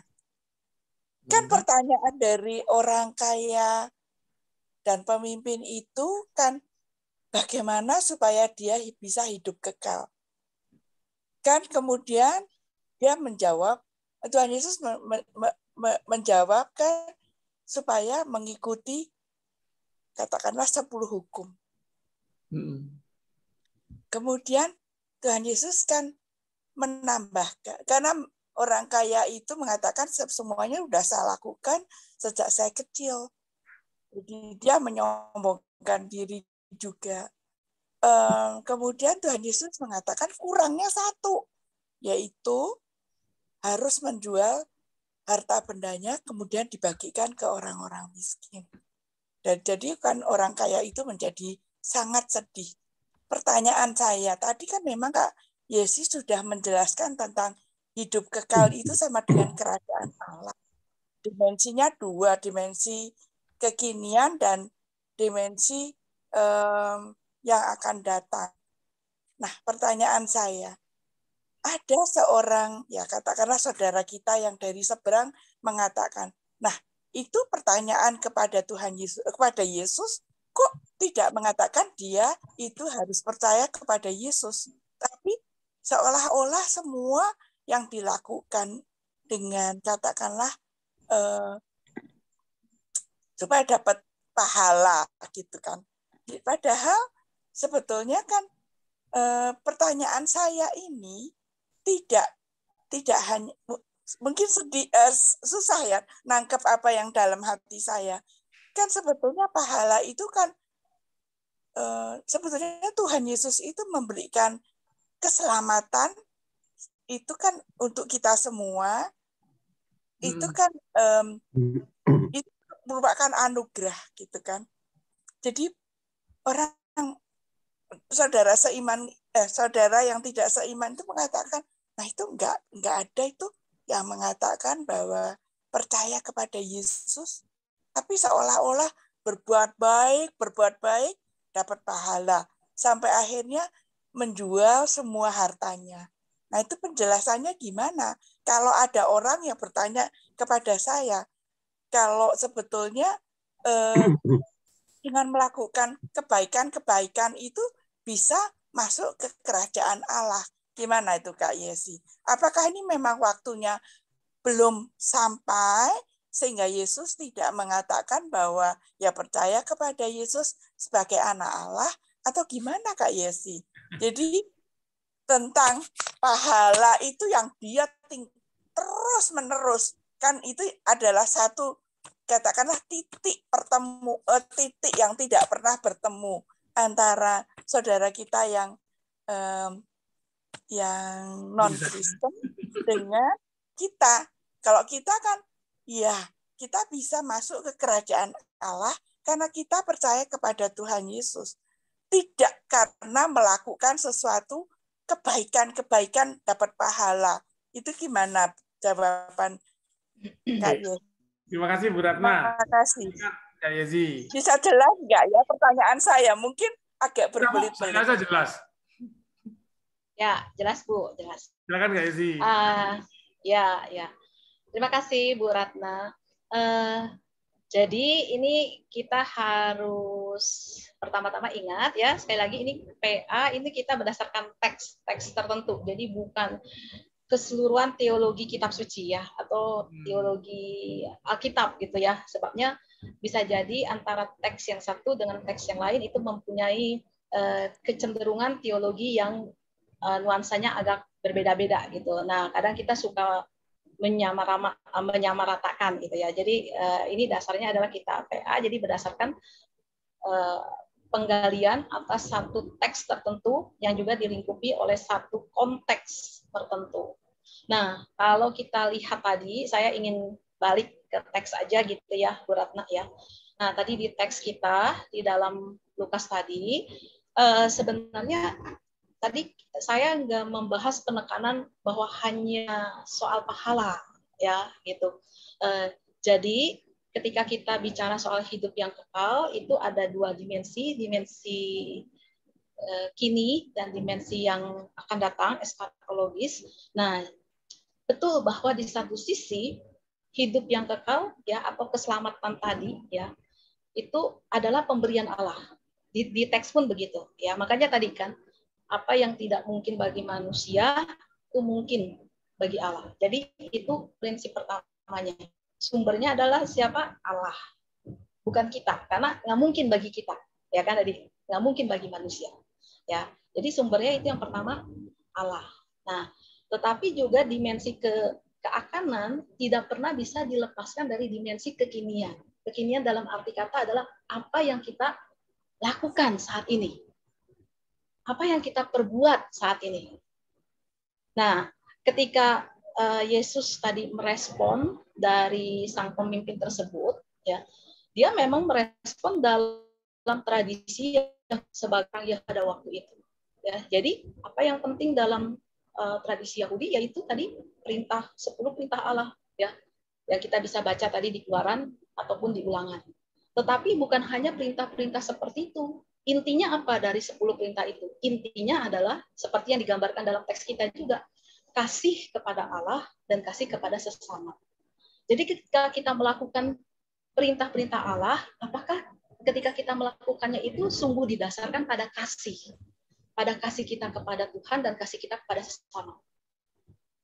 Nah, ini hal yang berbeda tentunya. Jadi kita bisa saja nih menjadi orang yang sangat taat, sangat religius, sangat beragama, ya, seperti tadi pemimpin tadi, semua dilakukan secara ketat, ya, sesuai dengan perintah-perintah yang ada, tetapi tanpa didasari oleh kasih kepada Allah dan kasih kepada sama. Buktinya apa? Kalau kasih kepada Allah dan kasih kepada sama, ya tadi kalau dalam teks kita salah satunya adalah mau membagikan apa yang kita miliki atau harta kita kepada orang lain. Nah, jadi dimensi hidup yang kekal kita, ya, di satu sisi emang betul sangat bergantung pada kemurahan hati Allah. Karena nggak mungkin kita bisa selamat dengan diri kita sendiri tadi, ya, impossible. Ya, gambarannya aja lebih mudah unta masuk lubang jarum daripada kita diselamatkan, gitu ya. Nah, tapi juga di sisi lain harus terkait dengan apa yang kita lakukan saat ini. Itu tidak pernah bisa dilepaskan. Dua dimensi itu, gitu. Nah, ketika kita sudah melakukan apa yang seharusnya kita lakukan pada saat ini, ya, lalu kita mendapat upah. Kalau dalam teks memang disebut upah. Tapi upah di sini bukan seolah-olah kewajiban Allah bayar hutang gitu ya. Ibaratnya, oh kita udah berbuat baik, lalu Allah kasih imbalan ke kita. Allah berutang sama kita. Allah harus memberikan kita pahala, upah. Bukan begitu maknanya. Jadi upah di sini adalah jaminan. Jaminan apa? Jaminan pemeliharaan Allah. Pemeliharaan Allah bukan berarti artinya kamu pasti kaya, kamu pasti makmur gitu ya. Enggak. Ya, Allah memelihara hidup kita. Sekalipun karena kita mengikut Tuhan gitu ya, kita meninggalkan segala sesuatunya, kita kehilangan harta kita kehilangan banyak hal dalam hidup kita karena kita lebih tadi ya seperti kata Pak Kris memprioritaskan Tuhan ya, melepaskan kemelekatan kita. Nah, ya saya setuju dengan Pak Kris tadi melepaskan kemelekatan kita pada banyak hal gitu ya. Nah, kan kita menjadi tidak punya apa-apa, tidak berdaya ya, tidak berdaya. Orang yang tidak punya apa-apa tidak berdaya ya. Nah, tapi dalam ketidakberdayaan itu jaminan. Nah, jaminan itu adalah upah. Jaminan bahwa Allah tetap akan memelihara. Kita perlu yakin itu. Ya, walaupun pemeliharaan di sini jangan diartikan bahwa kita harus kaya, bahwa kita harus makmur, ya, bahwa kita harus berkelimpahan, bukan seperti itu, tapi terpelihara hidup kita. Seperti modelnya siapa? Yesus sendiri. Makanya tadi paradoks gitu ya. Dua seolah-olah tokoh disandingkan antara si pemimpin yang bertemu dengan Yesus sendiri. Si pemimpin ini mau mendapatkan nyawanya, mau mempertahankan nyawanya. Maka dia bilang, apa yang harus dia lakukan? Tapi dia tidak mau, maka dia kehilangan nyawanya. Tapi sedangkan Yesus, sebaliknya. Ya, Yesus justru menyerahkan dirinya, melepaskan segala sesuatunya ya, demi kehendak Allah. Ya. Nah, kemudian dia malah mendapatkannya. Pemeliharaan Allah dalam bentuk apa? Kebangkitan. Nah, itu jadi bukan tadi teks tadi bukan perlu bicara soal pahala pada dirinya sendiri ya, dan bukan juga pahala dalam arti yang sangat harfiah, bukan gitu. Jadi tetap keselamatan itu adalah pemberian Allah, anugerah Allah, sangat bergantung pada Allah. Maka kita pun ya ketika kita merasa sulit untuk melepaskan kemelekatan kita, terutama terkait soal harta tadi, gitu. maka kita perlu memohon pertolongan Allah. Dan kalau kita sudah melakukan itu, percayalah ya, bahwa Allah akan memelihara hidup kita. Jadi jangan takut merasa kekurangan demi mengikut Allah. Nah, biasanya ini takut akan kekurangan, takut miskin, itu yang menjadi rintangan tersendiri bagi kita.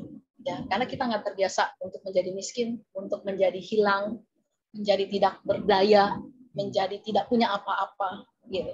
Karena yang selalu kita inginkan, kecenderungan kita ingin selalu berdaya, ingin potensial, gitu ya, ingin memiliki, ingin mendapatkan, ingin mencengkeram, bukan melepaskan. Nah, ini tentu akan jadi sangat sulit ketika Yesus memang meminta prioritas ke pemuridan kita untuk lebih mengarahkan diri kepada Yesus dibanding hal-hal yang lainnya. Jadi ibaratnya Yesus itu tetap harus menjadi yang prioritas yang utama dalam hidup kita dibanding yang lainnya. Ternyata hanya terus-terus berusaha menjadi kaya bisa menjadi halangan untuk hidup kekal dan masuk kerajaan Allah ya. Dan ketika sudah kaya betul juga bisa potensial menjadi penghalang untuk mudah masuk. Semakin sulit Pak, malah semakin kaya betul semakin sulit sebenarnya. Lebih semakin susah ya. Saya boleh nyelip nggak? Boleh dong Pak. Ini cuma nambah aja, cuma ada joke dikit. Emang benar, saya dari kecil gue takut miskin. Nggak mau miskin, takut. Karena zaman Jepang itu miskin tuh, ngantri beras. Miskin bener ya Pak? Takut miskin. Tapi saya waktu itu belum ngerti kaya itu apa. Pokoknya takut miskin. Nah itu tadi ibu siapa itu? Bu Ratna kan memberi contoh yang non Kristen itu selalu mengumpulkan jasa dan sebagainya. Saya ingat lagi juga kan bahwa 10 perintah Allah itu kan wholeness ya. Satu kan sistemnya kalau sekolah tuh gugur, sistem gugur. Punya istri ngelirik dosa gitu. Kalau dosa satu semuanya jatuh gitu. Nggak ada yang satu lulus satu jatuh sampai angka 10 dan karena Tuhan itu complete wholeness, holy juga holy gitu. Itu satu hal. Sehingga ada joke nih, saya jokein sama pendeta juga. Coba gimana katanya kalau orang ngumpulin jasa raportnya 49,5. Dosanya 50,5. Tuhan bingung nggak coba? Masukin ke surganya, itu joke aja. Jadi memang Tuhan itu maha kuasa, dia memungkinkan apa yang tidak mungkin, oleh karena itu keselamatan itu benar-benar satu anugerah. Puji syukur. Terima kasih. Ya. Kak Isi kalau boleh tambahin, apa yang disampaikan Bu Ratna tadi, kalau dibandingkan dengan sebelah, pahala itu sendiri sebetulnya bukan inti persoalannya. Respon inti persoalannya. Kalau mereka kan melakukan sesuatu supaya mendapat respon Allah dan memperoleh pahala. Jadi manusia itu bisa mengusahakan sendiri keselamatannya dengan kebaikannya, dengan upaya dan sebagainya. Lalu dapat pahala. Pengertian kan begitu. Kalau kita kan berbeda. Kita ini anak-anak anugerah gitu. Jadi ketika kita masih berdosa sekalipun Tuhan sudah menganugerahi kita dengan kebaikan, dengan keselamatan, dengan itu dan sebagainya. Makanya ketika kita memperoleh keselamatan itu, karena kita dipanggil keluar dari kegelapan itu, berbuat baik sebetulnya merupakan respon syukur kita. Jadi bukan supaya mendapat pahala. Yang namanya pahala dalam pemahaman yang sama sudah kita peroleh duluan.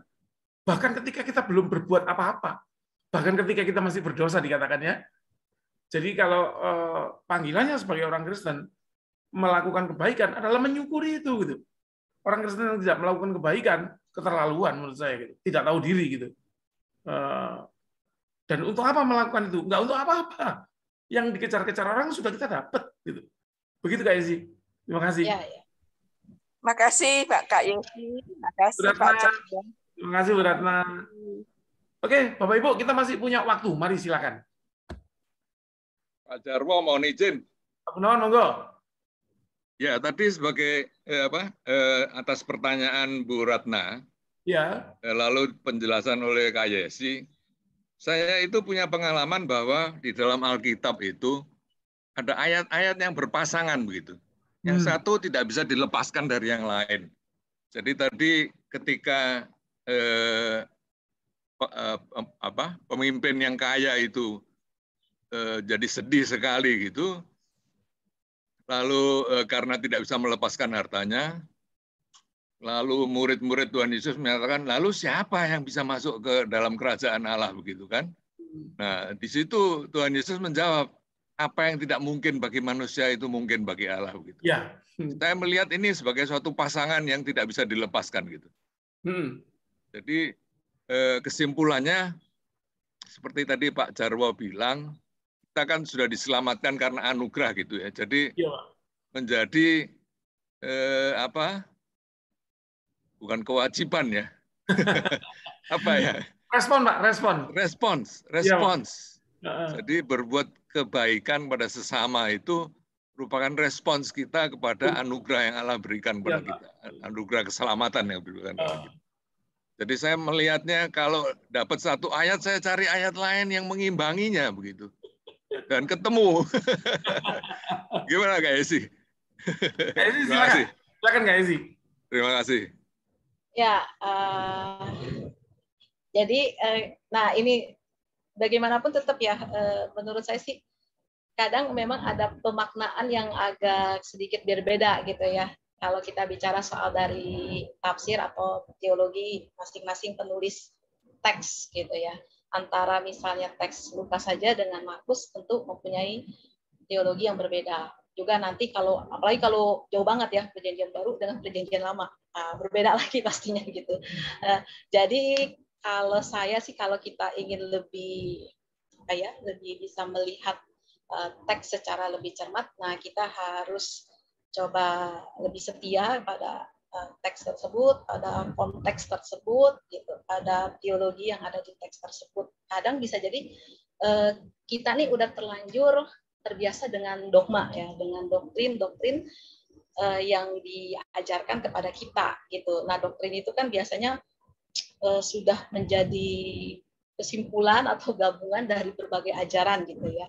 Nah, padahal nanti kalau kita masuk ke teksnya masing-masing bisa jadi memang ada perbedaan di sana sini gitu. Nah, ini juga kita harus mungkin agak berhati-hati gitu, atau harus sedikit coba melihat dari sudut pandang si penulis teks itu sendiri gitu. Bukannya tidak boleh ya membandingkan, tapi justru pembandingan itu perlu, tapi justru untuk kita menyadarkan kita untuk melihat bahwa memang ada kecenderungan yang bisa jadi berbeda karena setiap penulis mempunyai tujuannya yang berbeda-beda ya, juga mempunyai konteks zamannya yang berbeda-beda gitu. Jadi kalau kita campur adukan gitu ya, jadi kayak gado-gado gitu, nanti takutnya jadi agak beda ya. Nah, tapi kalau kita bicara dogma, emang dogma agak beda ya. Dogma atau doktrin emang agak beda gitu ya. Itu ajaran-ajaran gabungan dari berbagai macam hal, lalu jadi tradisi dan segalanya ya. Tapi kalau kita lagi bicara soal pendalaman Alkitab, teks mungkin kita bisa lihat dari sisi teks itu sendiri gitu, dan konteks di sekitar teks. Iya. Kak Isi pengen nambahin sedikit. Saya justru menemukan jawaban yang ditanyakan Pak Gunawan tadi di dalam bagaimana Kak Yesi memframe sebuah konteks. Perikop kita kali ini, frame konteksnya kan dimulai dari Yesus menumpangkan tangan ke anak-anak itu sampai Sakeus kan. Nah, di inti pembicaraan kita saat ini, lebih mudah onta masuk ke lubang jarum daripada orang kaya mengikut Tuhan dengan menjual harta dan sebagainya gitu. Makanya murid-murid terus mengeluh, kalau begitu siapa yang bisa diselamatkan? Lalu Yesus mengatakan, apa yang tidak mungkin bagi manusia sangat mungkin bagi Allah. Apa yang tidak mungkin sih? Yang tidak mungkin seolah-olah dalam konteks itu adalah orang kaya mengikut Tuhan. Tapi di ujung konteks kita diceritakan tentang Sakeus. Yang tidak mungkin bagi manusia bahwa orang kaya masuk kerajaan surga dimungkinkan oleh Allah melalui contoh Sakeus itu. Kok tiba-tiba bisa aja si Sakeus itu begitu gitu kan? Saya setuju dengan Pak Gunawan ya Pak, tapi memang betul seperti Kak Yesi tadi, tidak di semua konteks berlaku yang seperti itu gitu. Tadi Pak Gunawan kan mencari kalau sulit bagi ini jawabnya apa. Nah itu di dalam frame konteksnya Kak Yesi tadi ada. yang sulit bagi manusia, yang tidak mungkin bagi manusia, sangat mungkin bagi Allah. Yakni orang kaya masuk kerajaan Allah. Sakeus itu contohnya gitu. Terima kasih Kak Yesi. Ya, jadi makanya tadi saya sempat saya sampaikan juga bahwa Sakeus itu adalah contoh model dari orang kaya yang justru bisa berhasil mengatasi rintangan itu. Jadi jangan dibilang, wah itu mah nggak mungkin, itu sulit banget. Nah, tapi ada modelnya nih, Sakeus gitu, yang berhasil. Terima kasih. Demikian Pak Gunawan. Terima kasih Pak Gunawan. Ya, terima kasih Pak Jarmo. Bapak Ibu yang lain, silakan. Masih ada cukup 1-2 pertanyaan gitu.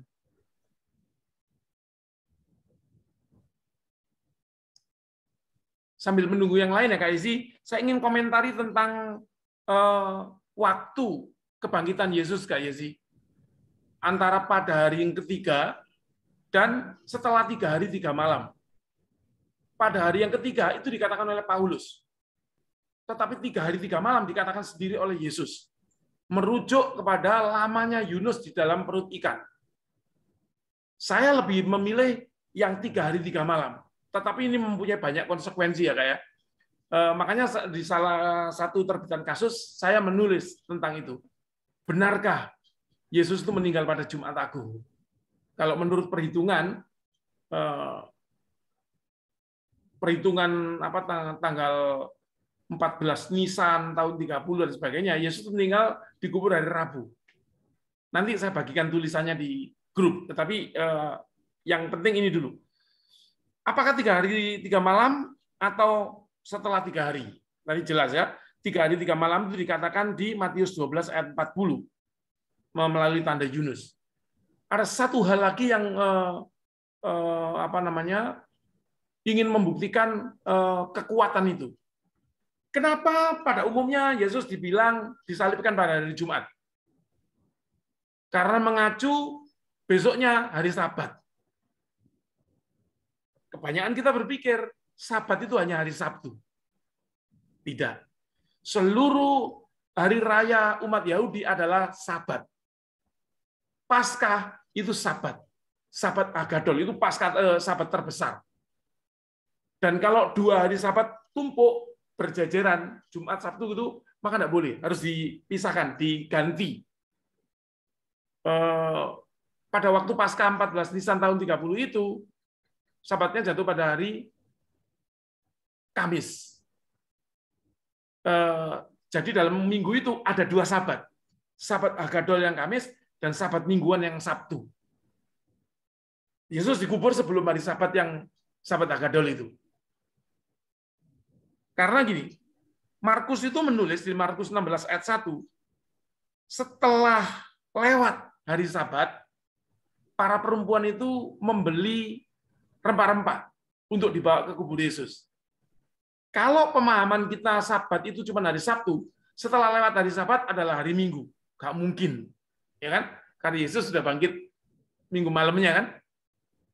Tapi Lukas 23 ayat 56 mengatakan, mereka membeli rempah-rempah dan minyak urapan. Lalu pada hari Sabat mereka beristirahat. Nah, Lukas ini memakai konsep Sabat itu hari Kamis. Kapan mereka membeli rempah-rempah? Jumat. Sabtu mereka istirahat. Minggu pagi mereka datang. Itu kontradiksinya Lukas. Lukas yang mengatakan pada hari yang ketiga yang membenarkan seolah-olah Yesus dikubur Jumat, tapi dia bercerita tentang begini. Kalau kita memahami Sabat itu cuma satu saja, ini tidak bisa dijawab oleh kita, oleh pertanyaan orang-orang itu. Mana yang benar, Markus atau Lukas? Padahal dengan kenyataan yang ada, dua-duanya benar. Markus melihat Sabat Sabtu, Markus melihat Sabat Kamis, Lukas melihat Sabat Sabtu. Seperti itu. Nanti saya bagikan tulisan saya. Begitu Kak Isi, mau dikomentari atau? Enggak Pak. Yang jelas memang kalau dalam teks Lukas pada hari yang ketiga ya itu memang ingin menunjuk sesuatu peristiwa, ya sesuatu peristiwa yang memang sungguh-sungguh terjadi. Jadi bukan soal halusinasi atau soal filosofi tertentu yang diyakini oleh para murid dan sebagainya. Gitu. Jadi tapi the real event event itunya ya. Nah, Intinya itu ya guys ya. Pak Jarwo. Ya, Pak Kris, monggo. Kayak sih nambah. Atau boleh sharing lah. Ini tadi terkait dengan Pak Gunawan. Saya pernah mendengar dan pernah membaca, cuma lupa. Ini dari Injil Lukas saya coba belokkan dengan Rasul Paulus. Di dalam pengajaran ke kunjungan, kalau saya ngomong evangelisasi lah ya, itu orang-orang kaya atau orang yang berduit itu selalu membantu dalam setiap pelayanannya. Artinya orang kaya pun boleh berbagi untuk ya istilahnya tadi boleh masuk lubang jarum. Nah, apakah itu juga menjadi bisa masuk di dalam pengertian tema malam ini? Jadi tidak hanya orang yang kaya. Jadi setiap pelayanan itu Rasul Paulus itu selalu membawa orang-orang mereka di dalam berkaryanya mereka. Rasul itu sih saya lupa itunya kisah para rasul atau apa itu, lupa saya. Dibantu sehingga istilah saya itu adalah para sponsor. Nah, kalau para sponsor kan bisa diambil salah satu logika bahwa sponsor itu pasti orang-orang yang punya lah ya. Tapi bukan dalam arti pemelekatan dalam suatu materi.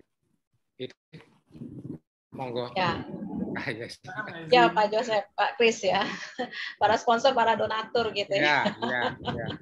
Iya Pak, bukan hanya justru orang kaya boleh berbagi, tapi justru memang harus berbagi. Itu justru yang diminta gitu ya. Bukannya boleh berarti bisa nggak boleh ya, tapi harus jadi suatu keharusan, malah sesuatu yang mutlak gitu. Dan kalau memang kita membaca Paulus, ya betul, Paulus memang banyak dikelilingi juga oleh orang-orang ya, termasuk oleh mereka yang kaya gitu ya, yang mau mensponsori atau mendukung pelayanan dari Rasul Paulus itu betul Pak. Nah ya kalau begitu kita lihat berarti di situ adalah model orang kaya yang sungguh adalah murid Yesus ya, orang kaya yang mau memberikan diri ya, memprioritaskan Yesus atau Tuhan dibanding kekayaannya. Justru itu jadi model Pak, malah contoh dari orang kaya yang kalau dalam teks kita tadi berhasil mengatasi rintangan, yaitu kekayaannya. Ya. Betul Pak Kris, sangat setuju. Ya, terima kasih. Terima kasih Pak Kris. Terima kasih Kak Yesi. Sepertinya kita harus mengakhiri Patibulum kita di sini. Mungkin memang masih ada hal-hal yang rasanya ingin kita gali lebih gitu ya. Tetapi waktu membatasi kita, dan ya kita akan di-encourage untuk tidak sekedar berhenti belajar sampai di sini. Apa yang Kak Yesi sampaikan tadi mungkin hanya merupakan pancingan-pancingan bagi kita untuk belajar lebih. Karena ya beginilah kekristenan. Selalu ada rentang gitu yang bisa digali, diperdalam,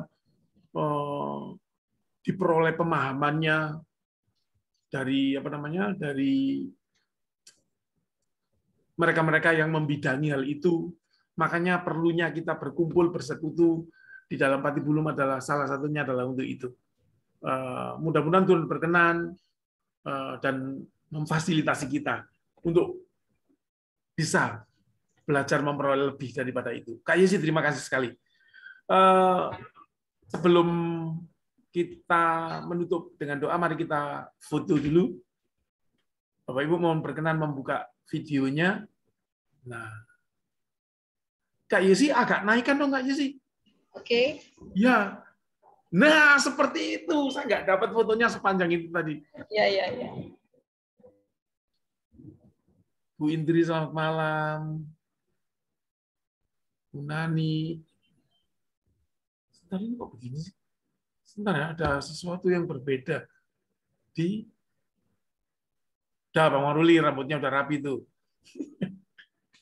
Oke, kita ada 2 lembar, Bapak Ibu. Kita tidak pernah tahu di halaman berapa kita, tapi tetaplah tersenyum. Bu Indri, Pak Rudi diajak foto dong. Pak Rudi, munculkan wajahnya. Mari kita mulai. 3, 4. Bentar, Bapak Ibu, saya rekam dulu ya.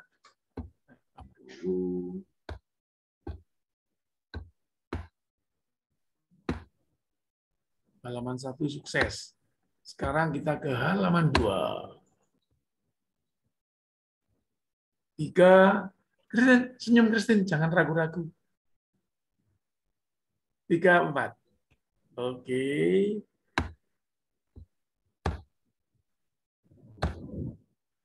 Wis, aman. Oke, Bapak Ibu, terima kasih atas kehadirannya malam ini. Mari kita tutup dulu dalam doa yang akan dinaikkan oleh Bang Maruli. Bang Maruli, mohon berkenan memimpin dalam doa.